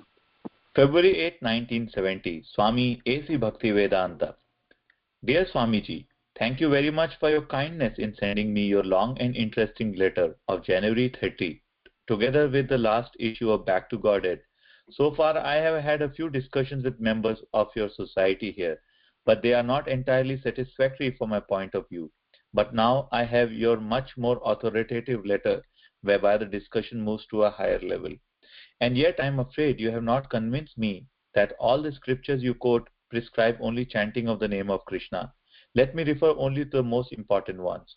In the Bhagavad Gita 9.14, Kirtayanta need not mean chanting of the name of Krishna. It may mean glorifying, chanting, reciting, talking, and refer to songs, hymns, descriptions, or conversations. The commentators take it that way. Shankara in his commentary merely repeat the word but Anandagiri in his Vyakhya classes Kirtana as Vedanta Shravana Pranava Japascha, listening to the Vedanta and muttering Om. That the Vedic Om is Krishna is said in the Bhagavad Gita, where Krishna is also identified with many other things, and which is Smriti, but not in the Vedas, which are Shruti. Another commentator, Hanuman, in his Paschya Bhashya, says that Kirtayanta merely means Bhashmanaha, talking about. More important, I think, than the precise meaning of this word is that the entire verse does not require that everyone always engage in kirtan, but merely states that some great souls do so. This is obvious from the next verse, which states that anye others engage in jnana, yagnena, yajanto mam, worshipping me with the worship of knowledge. The Bhagavad Gita is broad-minded and tolerant of a variety of religious approaches, although it is also stresses one aspect above all others, that is sarva phala tyaga. Finally, in the last sutra of the Vedanta Sutra, anavriti shabdat, shabda refer to the scripture or to the revelation of the Vedas. So, as it is clear from the context and from the commentators, Shankara quotes a number of texts ending with iti, adi, sabdheya, according to this shabdas, to support this, that is to support the statement that according to the scripture there is no return. He also refers to shabda in the sutra by saying mantrartha vadadi, mantras description, etc. Vachaspati Mishra in the Bhamati supports this and clarifies it further by adding that a contrary view is Shruti Smriti Virodaha, in conflict with the Smriti and the Shruti. Thanking you once again for your kind attention. Yours very sincerely, J. F. Stall. February 15, 1970. J. F. Stall, Professor of Philosophy and of South Asian Languages. My dear Dr. Stall, I am very glad to receive your letter dated Sunday, February 8, 1970. I am very much pleased also to note the contents. Regarding convincing you that all scriptures prescribe chanting of the name of Krishna, I can simply present the authority of Lord Chaitanya. Lord Chaitanya recommended Kirtaniya Sada Hari. Hari, Krishna, is constantly to be praised. Shikshastka 3. Chaitanya Charitamrita Adi 17.31. Similarly, Madhvacharya quotes Vede Ramayane Chaiva Harir Sarvatra Giyate. Hari is sung about everywhere in the Vedas and Ramayana. Similarly, in the Bhagavad Gita 15.15, the Lord says, Vedescha sarve aham eva vedya. By all the Vedas I am to be known. In this way we find that all scriptures aiming at the Supreme Person. In the Rig Veda 1.22.20, the mantra is Om Tad Vishnu Paramam Padam Sada Pashyati Suryaya. The demigods are always looking to that supreme abode of Vishnu. The whole Vedic process, therefore, is to understand Lord Vishnu, and any scripture is directly or indirectly chanting the glories of the Supreme Lord Vishnu. Regarding the Bhagavad Gita, verse 19.14, Kirtayanta certainly means glorifying, chanting, reciting, and talking, as you have said. But glorifying, chanting, or reciting about whom? It is certainly Krishna. The word used in this connection is Mam, me. Therefore, we do not disagree when person glorifies Krishna, as Sukadev did in the Srimad Bhagavatam. This is also Kirtan. The highest among all Vedic literature is the proper place for such glorification of the Supreme Lord Krishna. And this is to be well understood from the verse. Nigama kalpatarur galitam phalam shuka makhad amrita drava samyutam pibata bhagavatam rasam alamyam muhur ahorasika bhuvi bhavukaha. Srimad Bhagavatam, first canto, first chapter, third verse. O expert and thoughtful men, relish Srimad Bhagavatam, the mature fruit of the desire tree of Vedic literature. It emanated from the lips of Sri Sukadev Goswami. Therefore, this fruit has become even more tasteful, although its nectarian juices was already relishable for all, including liberated souls. Srimad Bhagavatam 1.1.3. It is said that Maharaj Parikshit attained salvation simply by hearing, and similarly, Sukadev Goswami attained salvation simply by chanting. In our devotional service, there are 9 different methods for achieving the same goal, love of Godhead. And the first process is hearing. This hearing process is called Shruti. The next process is chanting. The chanting process is Smriti. We accept both Shruti and Smriti simultaneously. We consider Shruti the mother and Smriti the sister because a child hears from the mother and then again hears from sister by description. Shruti and Smriti are 2 parallel lines. Srila Rupa Goswami therefore says, Shruti Smriti Puranadi Pancharatra Vidimbina Ekantiki Harir Bhaktir Upata Yeva Kalpate Bhakti Rasamrita Sindhu. That is, without references to Shruti, Smriti, Puranas and Pancharatras, unadulterated devotional service is never achieved. Therefore, anyone who shows a devotional ecstasy without reference to the Shastras, Vedic scriptures, simply creates disturbance. On the other hand, if we simply stick to the Shrutis, then we become Vedavada Rataha. Therefore, Bhagavad Gita, although Smriti, is the essence of all Vedic scripture. Sarvopani Sadogava. Regarding Anandagiri's quotation that Kirtana means Vedanta Shravanam Pranava Japascha, listening to the Vedanta and muttering Om, the knower of Vedanta is Krishna and he is the compiler of Veda. He is Vedavid and Vedanta Krit. So where is there a greater opportunity for Vedanta Shravana than to hear it from Krishna? Regarding the next verse in which it is mentioned that Jnana Yagyena Yajantomam, the object of worship is Krishna, is indicated by Mam, me. The process is described in the Ishopanishad Mantra 11.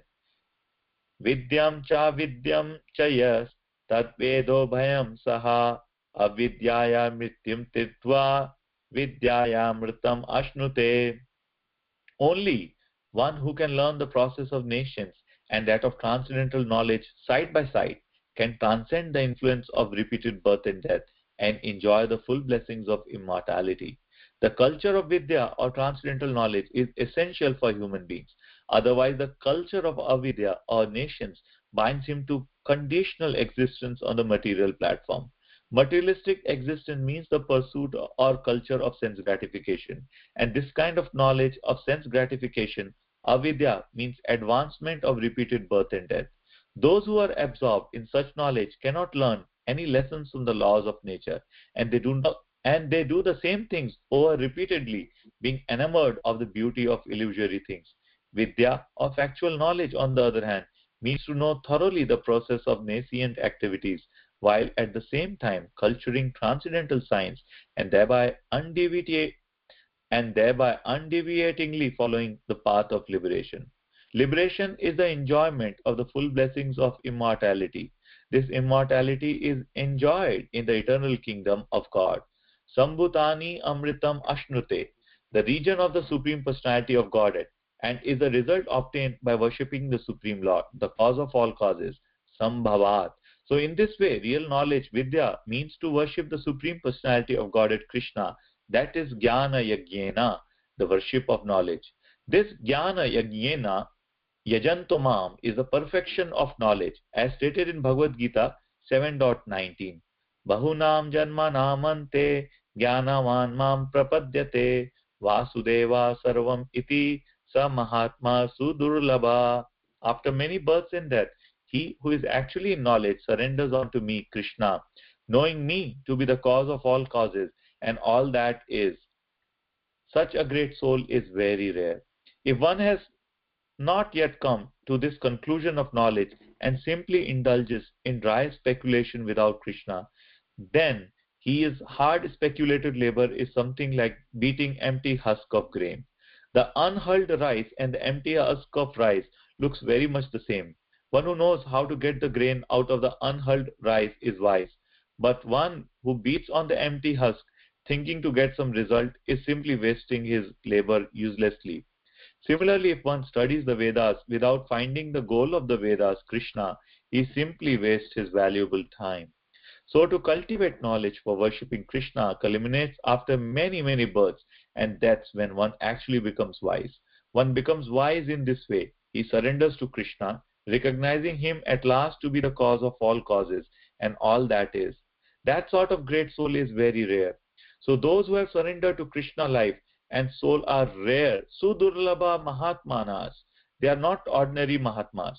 By the grace of Lord Chaitanya, that highest perfectional status of life is very by the grace of Lord Chaitanya, that highest perfectional status of life is being distributed very freely. The effect is also very encouraging. Otherwise, how are boys and girls without any background of Vedic culture quickly occupying the post of rare Mahatmas simply by vibrating this transcendental sound, Hare Krishna? And simply on the basis of this chanting, the majority of them, those who are very sincere, are steady in devotional service and are not falling down to the four principles of material sinful life, namely, number one, meat eating, number two, illicit sexual connection, number three, taking of intoxicants including coffee, tea, and tobacco, and number four, gambling. And that is the last sutra of the Vedanta Sutra, that is Anavritti Shabdat. By the sound vibration, one becomes liberated. One has to learn by the result. Phalena parichiyate. Our students are ordered to act like this, and they are not falling down. That they are remaining on the platform of pure spiritual life without hankering to culture, the above principles of avidya or sense gratification is the test of the proper understanding of the Vedas. They do not come back to the material platform because they are relishing the nectarian fruit of love of God. Sarva Phala Tyaga, renunciation of all fruits of one's work, is explained in Bhagavad Gita by the Lord Himself in the words Sarva Dharma Parityaja Mamekam Sharanam Raja. Bhagavad Gita 18.66. Give up everything and simply surrender unto me, Krishna. The Hare Krishna mantra means, O Supreme Energy of Krishna and O Lord Krishna, please engage me into your eternal service.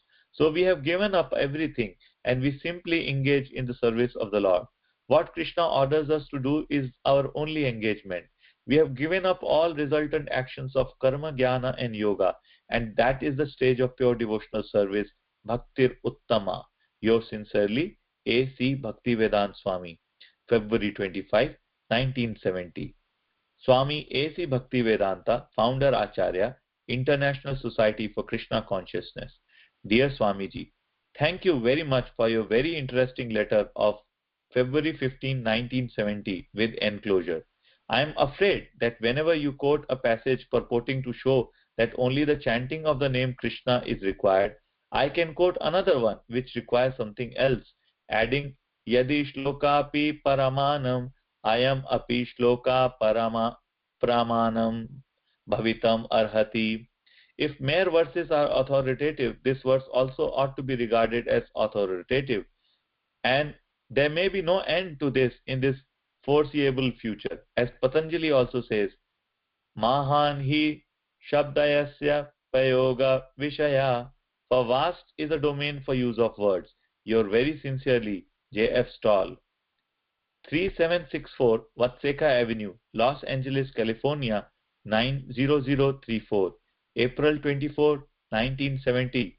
Dear Dr. Stall, I beg to thank you very much for your kind letter dated 25 February 1970. I am sorry that I could not reply to your letter earlier because I was little busy in the matter of purchasing a new church estate at the above address. We have secured a very nice place for the separate temple, lecture room, my quarters, and the devotees' residential quarters, all together in a nice place with all the modern amenities. I beg to request you to visit this place at your convenience, and if you kindly let me know a day before, my students will be very glad to receive you properly. Regarding our correspondence, actually this quotation and counter quotation cannot solve the problem. In a court, both the learned lawyers quote from law books, but this is not the solution to the case. The determination of the case is the judgment of the presiding judge. So argument cannot bring us to conclusion. The scriptural quotations are sometimes contradictory, and every philosopher has a different opinion. Because without putting forward a different thesis, no one can become a famous philosopher. It is therefore difficult to arrive at the right conclusion. The conclusion is, as above mentioned, to accept the judgment of authority. We follow the authority of Lord Chaitanya Mahaprabhu. who is non-different from Krishna, and his version according to Vedic scripture is that in this age, this chanting is the only solution for all problems of life, and that has actually been shown by practical experience.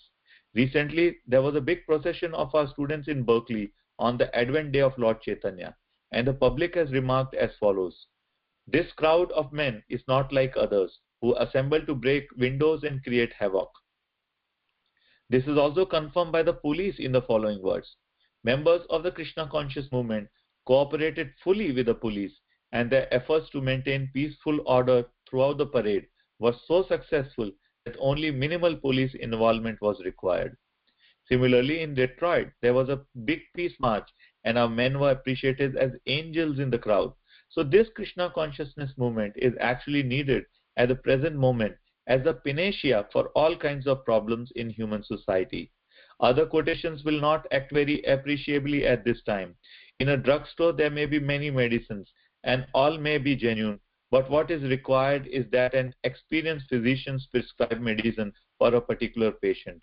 We cannot say in this case, this is also medicine and this is also a medicine. No, the medicine which is effective for a particular person is a medicine for him. Phalena parichiyate. Your very sincerely, A.C. Bhaktivedanta Swami. Final note by Srila Prabhupada. In the court of justice, two lawyers put forward their respective relevant arguments taken from the authorized law books to decide a point, but it is up to the judge to decide the case in favor of one of the litigants. When the opposing lawyers put forward their arguments, both of them are legal and bona fide, but the judgment is given as to which argument is applicable to the particular case. Lord Chaitanya gives his judgment on the authority of Shastras, that the chanting of the holy name of the Lord is the only means to elevate one to the transcendental platform, and actually we can see it effective. Each and every of our students who is seriously taken to this process may be examined individually, and any impartial judge will find it easy to see that they have advanced in their transcendental realization further than any philosophers, religions, yogis, karmis, etc. We have to accept everything favorable to the circumstances. Rejections of other methods in a particular circumstance does not mean that the rejected ones are not bona fide. But for the time being, taking into consideration the age, time, and object, methods are sometimes rejected even though bona fide. We have to test everything by its practical result. By such a test, in this age, the constant chanting of the Hare Krishna Mahamantra undoubtedly proves very effective.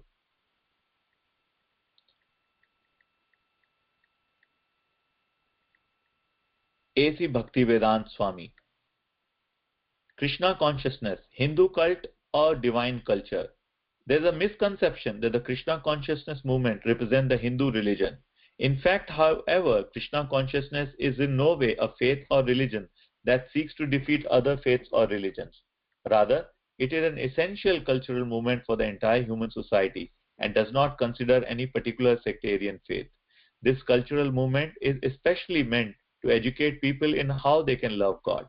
Sometimes Indians both inside and outside of India think that we are preaching the Hindu religion, but actually we are not. One will not find the word Hindu in the Bhagavad Gita. Indeed, there is no such word as Hindu in the entire Vedic literature. This word has been introduced by the Muslims from provinces next to India, such as Afghanistan, Baluchistan, and Persia. There is a river called Sindhu bordering the northwestern provinces of India. And since the Muslims there could not pronounce Sindhu properly, they instead called the river Hindu, and the inhabitants of the tract of land they called Hindus. In India, according to the Vedic language, the Europeans are called Mlechas or Yavanas. Similarly, Hindu is a name given by the Muslims. India's actual culture is described in the Bhagavad Gita, where it is stated that according to different qualities or modes of nature, the different types of men were generally classified into 4 social orders and 4 spiritual orders. This system of social and spiritual division is known as Varnashrama Dharma. The 4 Varnas or social orders are Brahmana, Kshatriya, Vaishya, and Shudra. The 4 ashramas or spiritual orders are Brahmacharya, Grahastha, Vanaprastha, and Sannyas. The Varnashram system is described in the Vedic scriptures known as the Puranas. The goal of this institution of Vedic culture is to educate every man for advancement in knowledge of Krishna or God. That is the entire Vedic program. When Lord Chaitanya talked with the great devotee Ramananda Roy, the Lord asked him, "What is the basic principle of human life?" Ramananda Roy answered that human civilization begins when Varnashram Dharma is accepted. Before coming to the standard of Varnashram Dharma, there is no question of human civilization. Therefore, the Krishna consciousness movement is trying to establish this right system of human civilization, which is known as Krishna consciousness or Deva Varnashram, divine culture. In India, the Varnashram system has now been taken in a perverted way, and thus a man born in the family of a Brahmana, the highest social order, claims that he should be accepted as a Brahmana.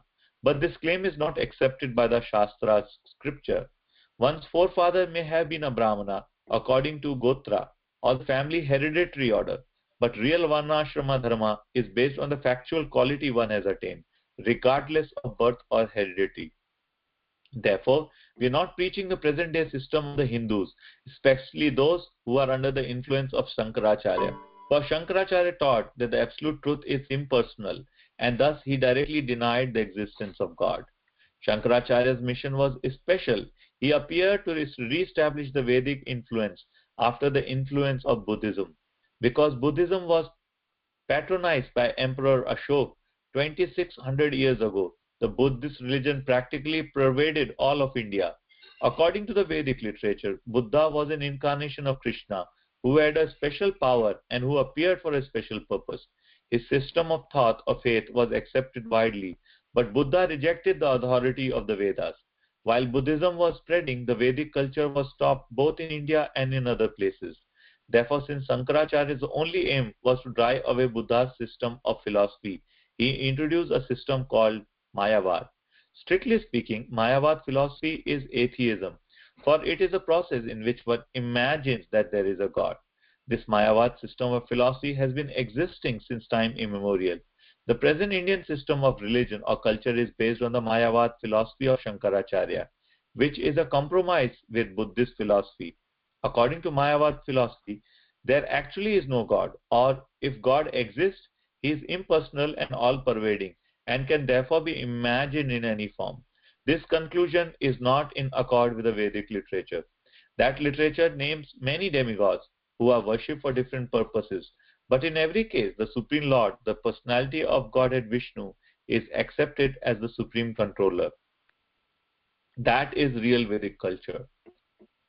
The philosophy of Krishna consciousness does not deny the existence of God and the demigods, but Mayavad philosophy denies both. It maintains that neither the demigod nor God exist. For the Mayavadis, ultimately all is zero. They say that one may imagine any authority, whether Vishnu, Durga, Lord Shiva, or the sun god, because these are the demigods generally worshipped in society. But the Mayavad philosophy does not in fact accept the existence of any of them. The Mayavadis say that because one cannot concentrate one's mind on the impersonal Brahman, one may imagine any of these forms. This is a new system called Panchopasana. It was introduced by Shankaracharya, but the Bhagavad Gita does not teach any such doctrines, and therefore they are not authoritative. The Bhagavad Gita accepts the existence of the demigods. The demigods are described in the Vedas, and one cannot deny their existence, but they are not to be understood or worshipped according to the way of Shankaracharya. The worship of demigod is rejected in Bhagavad Gita. The Gita 7.20 clearly states, Kameste hita jnana prapadyante anya devata tam niyamam asthaya prakritya niyata swaha. Those whose minds are distorted by material desire surrender unto demigods and follow the particular rules and regulations of worship according to their own natures. Furthermore, in Bhagavad Gita 2.44, Lord Krishna states, Bhogeshwarya prasaktanam taya partha chetasam vyasyatmika buddhi samadho na vidhiyate. In the minds of those who are too attached to sense enjoyment and material opulence and who are bewildered by such things, the resolute determination for devotional service does not take place. Those who are pursuing the various demigods have been described as Hita Jnana, which means those who have lost their senses. That is also further explained in Bhagavad Gita 7.23. Antavanta tu phalam tesham tadbhavati alpamedasam devan devayajo yanti madbhakta yanti mamapi. Men of small intelligence worship the demigod, and the fruits are limited and temporary. Those who worship the demigods go to the planets of the demigod, but my devotees reach my supreme abode. The reward given by the demigod are temporary, because any material facility must act in connection with a temporary body. Whatever material facilities one gets, whether by a modern scientific method or by deriving benediction from the demigods, will be finished with the body. But spiritual advancement will never be finished. People should not think that we are preaching a sectarian religion. No, we are simply preaching how to love God. There are many theories about the existence of God. The atheist, for example, will never believe in God. Atheists like Professor Jacques Monod, who won the Nobel Prize, declare that everything is chance, a theory already put forward long ago by atheistic philosophers of India such as Charvaka. Then other philosophies such as Karma Mimamsa philosophy accept that if one goes on doing his work nicely and honestly, automatically the result will come, without need for one to refer to God. For evidence, the proponents of such theories cite the arguments that if one is diseased with an infection and takes medicine to counteract it, the disease will be neutralized. But our argument in this connection is that even if one gives a man the best medicine, he still may die. The results are not always predictable. Therefore, there is a higher authority, Deva Netrena, a supreme director. Otherwise, how is it that the son of a rich and pious man becomes a hippie in the street, or that a man who works very hard and becomes rich is told by his doctor, now you may not eat any food, but only barley water? The Karma Mimamsa theory holds that the world is going on without the supreme direction of God. Such philosophies say that everything takes place by lust. Kama hai to come. By lust, a man becomes attracted to a woman, and by chance there is a sex, and the woman becomes pregnant. There is actually no plan to make the woman pregnant, but by natural sequence, when a man and a woman unite, a result is produced. The atheistic theory, which is described in the 16th chapter of Bhagavad Gita as asuric or demoniac, is that actually everything is going on in this way because of chance and resulting from natural attraction. This demoniac theory supports the idea that if one wants to avoid children, he may use a contraceptive method. Actually, however, there is a great plan for everything, the Vedic plan. The Vedic literature gives direction regarding how men and women should unite, how they should beget children, and what the purpose of sex life is. Krishna says in Bhagavad Gita that sex life sanctioned by the Vedic order, or sex life under the direction of the Vedic rules and regulation, is bona fide and is acceptable to him. But chance sex life is not acceptable. If by chance one is sexually attracted and there are children, they are called Varna Sankara, unwanted population. That is the way of the lower animal. It is not acceptable for humans. For humans, there is a plan. We cannot accept the theory that there is no plan for human life, or that everything is born of chance and material necessity. Shankaracharya's theory that there is no God and that one can go on with his work and imagine God in any form just to keep peace and tranquility in society is also more or less based on this idea of chance and necessity. Our way, however, which is completely different, is based on authority. It is this divine Varnashram Dharma that Krishna recommends, not the caste system as it is understood today. This modern caste system is now condemned in India also, and it should be condemned, for the classification of different types of men according to birth is not Vedic or divine caste system. There are many classes of men in society. Some men are engineers, some are medical practitioners, some are chemists, tradesmen, businessmen, and so on. These varieties of classes are not to be determined by birth, however, but by quality. No such things as the caste by birth system is sanctioned by the Vedic literature, nor do we accept it. We have nothing to do with the caste system, which is also at present being rejected by the public in India. Rather, we give everyone the chance to become a Brahmana and thus attain the highest status of life. Because at the present moment, there is a scarcity of Brahmana, spiritual guides, and Kshatriya, administrative men, and because the entire world is being ruled by Shudra or men of manual laborer class, there are many discrepancies in the society. It is to mitigate all these discrepancies that we have taken to this Krishna consciousness movement. If the Brahmana class is actually re-established, the other orders of social well-being will automatically follow. Just as when the brain is perfectly in order, the other parts of the body, such as the arms, the belly, and the legs, all act very nicely. The ultimate goal of this movement is to educate people in how to love God. Chaitanya Mahaprabhu approves the conclusion that the highest perfection of human life is to learn how to love God. The Krishna consciousness movement has nothing to do with the Hindu religion or any system of religion. No Christian gentleman will be interested in changing his faith from Christian to Hindu. Similarly, no Hindu gentleman of culture will be ready to change to the Christian faith. Such changing is for men who have no particular social status. But everyone will be interested in understanding the philosophy and science of God and taking it seriously. One should clearly understand that the Krishna consciousness movement is not preaching the so-called Hindu religion. We are giving a spiritual culture that can solve all the problems of life, and therefore it is being accepted all over the world. Om Tat Sat. With this, we end today's reading of chapter 3 of Science of Self-Realization. We would request the participants to say Hare Krishna and say what stuck with them if they want. Prabhu, can you unmute all? Prabhuji, everyone is unmuted. Anybody wants to share some realizations or just say Hare Krishna?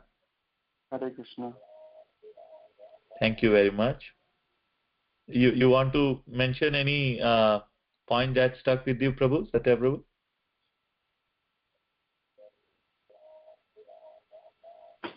I think that is someone else who said Hare Krishna, Prabhu. Okay. Can that Prabhu say what did they like so far in the reading? Hare Krishna, Prabhu Abhishek here. So, Prabhuji, one of the later conversation between Professor Stoll and Prabhupada, that really stuck with me. When Prabhuji was trying to explain him very, very patiently that why chanting is so important, and he was trying to quote various verses and trying to prove him why chanting is so important. He was so patient in explaining in the letters. Very good point, Abhishek Prabhu. Very good point, yes. And that is how Srila Prabhupada, by example, is telling how we have to be patient with people. Letters after letters. Conversation after conversation, yeah. Yes, very good point. Satya Prabhu, you want to say something? Hare Krishna, Prabhu. Two things that stuck with me is regarding the same conversation with Professor Stahl. I think if you had the start of impersonal philosophy, and I think it takes a very long time to convince you that chanting the holy name is the best thing. I think, as you were saying, you can always find other references. So until you have the right faith, I think we cannot really be submissive to Krishna. That's one thing that I understood. That's very profound, yeah. We're so lucky that somehow we have been given this opportunity, direct method. Yes, Prabhu, yeah. Very good, very good. Anybody else wants to say something before we close the call for today? Hare Krishna, Prabhuji. Hare Krishna. Please tell us, what did you like today? Yeah, like everyone liked that conversation between Prabhupada and the J of Stahl. Even I liked those conversations later by later, and at one moment even he quoted some Sanskrit slok from Patanjali or something. So even I was kind of wonder like how he is so impressed by Sri Prabhupada's all the answers and everything. And one more thing, like before this conversation, I don't remember the chapter, but the importance of Guru was described in that importance of Guru, how one Guru should be, and that is right. like who is genuine Guru and everything. even that was so interesting. Yeah, and the way he defines cheating, who are the cheating guru, until unless, yeah, if one wants to be cheated, then he will be cheated. If he wants sincere guru, then he will get a sincere guru. So that was very revealing. Yeah, I also like that point, Prabhu. Thank you so much for sharing. Okay, I think it's 8:31, and we'll thank you all who have joined today, and we will again reconnect next week, and to have the next 3 chapters, next 3 sessions, and hopefully we'll be able to finish the whole book next week. So almost 40% of the book is done. We'd like to thank all of you who have been in the call and listening and reading together. And we are aspiring, we'll have more calls like this, and we'll finish a lot of books of Srila Prabhupada reading together. Thank you so much. Vancha kalpa tarupyascha kripa sindhupya evacha patitnam pavanebhyo vaishnavebhyo namo namaha. Dandavad.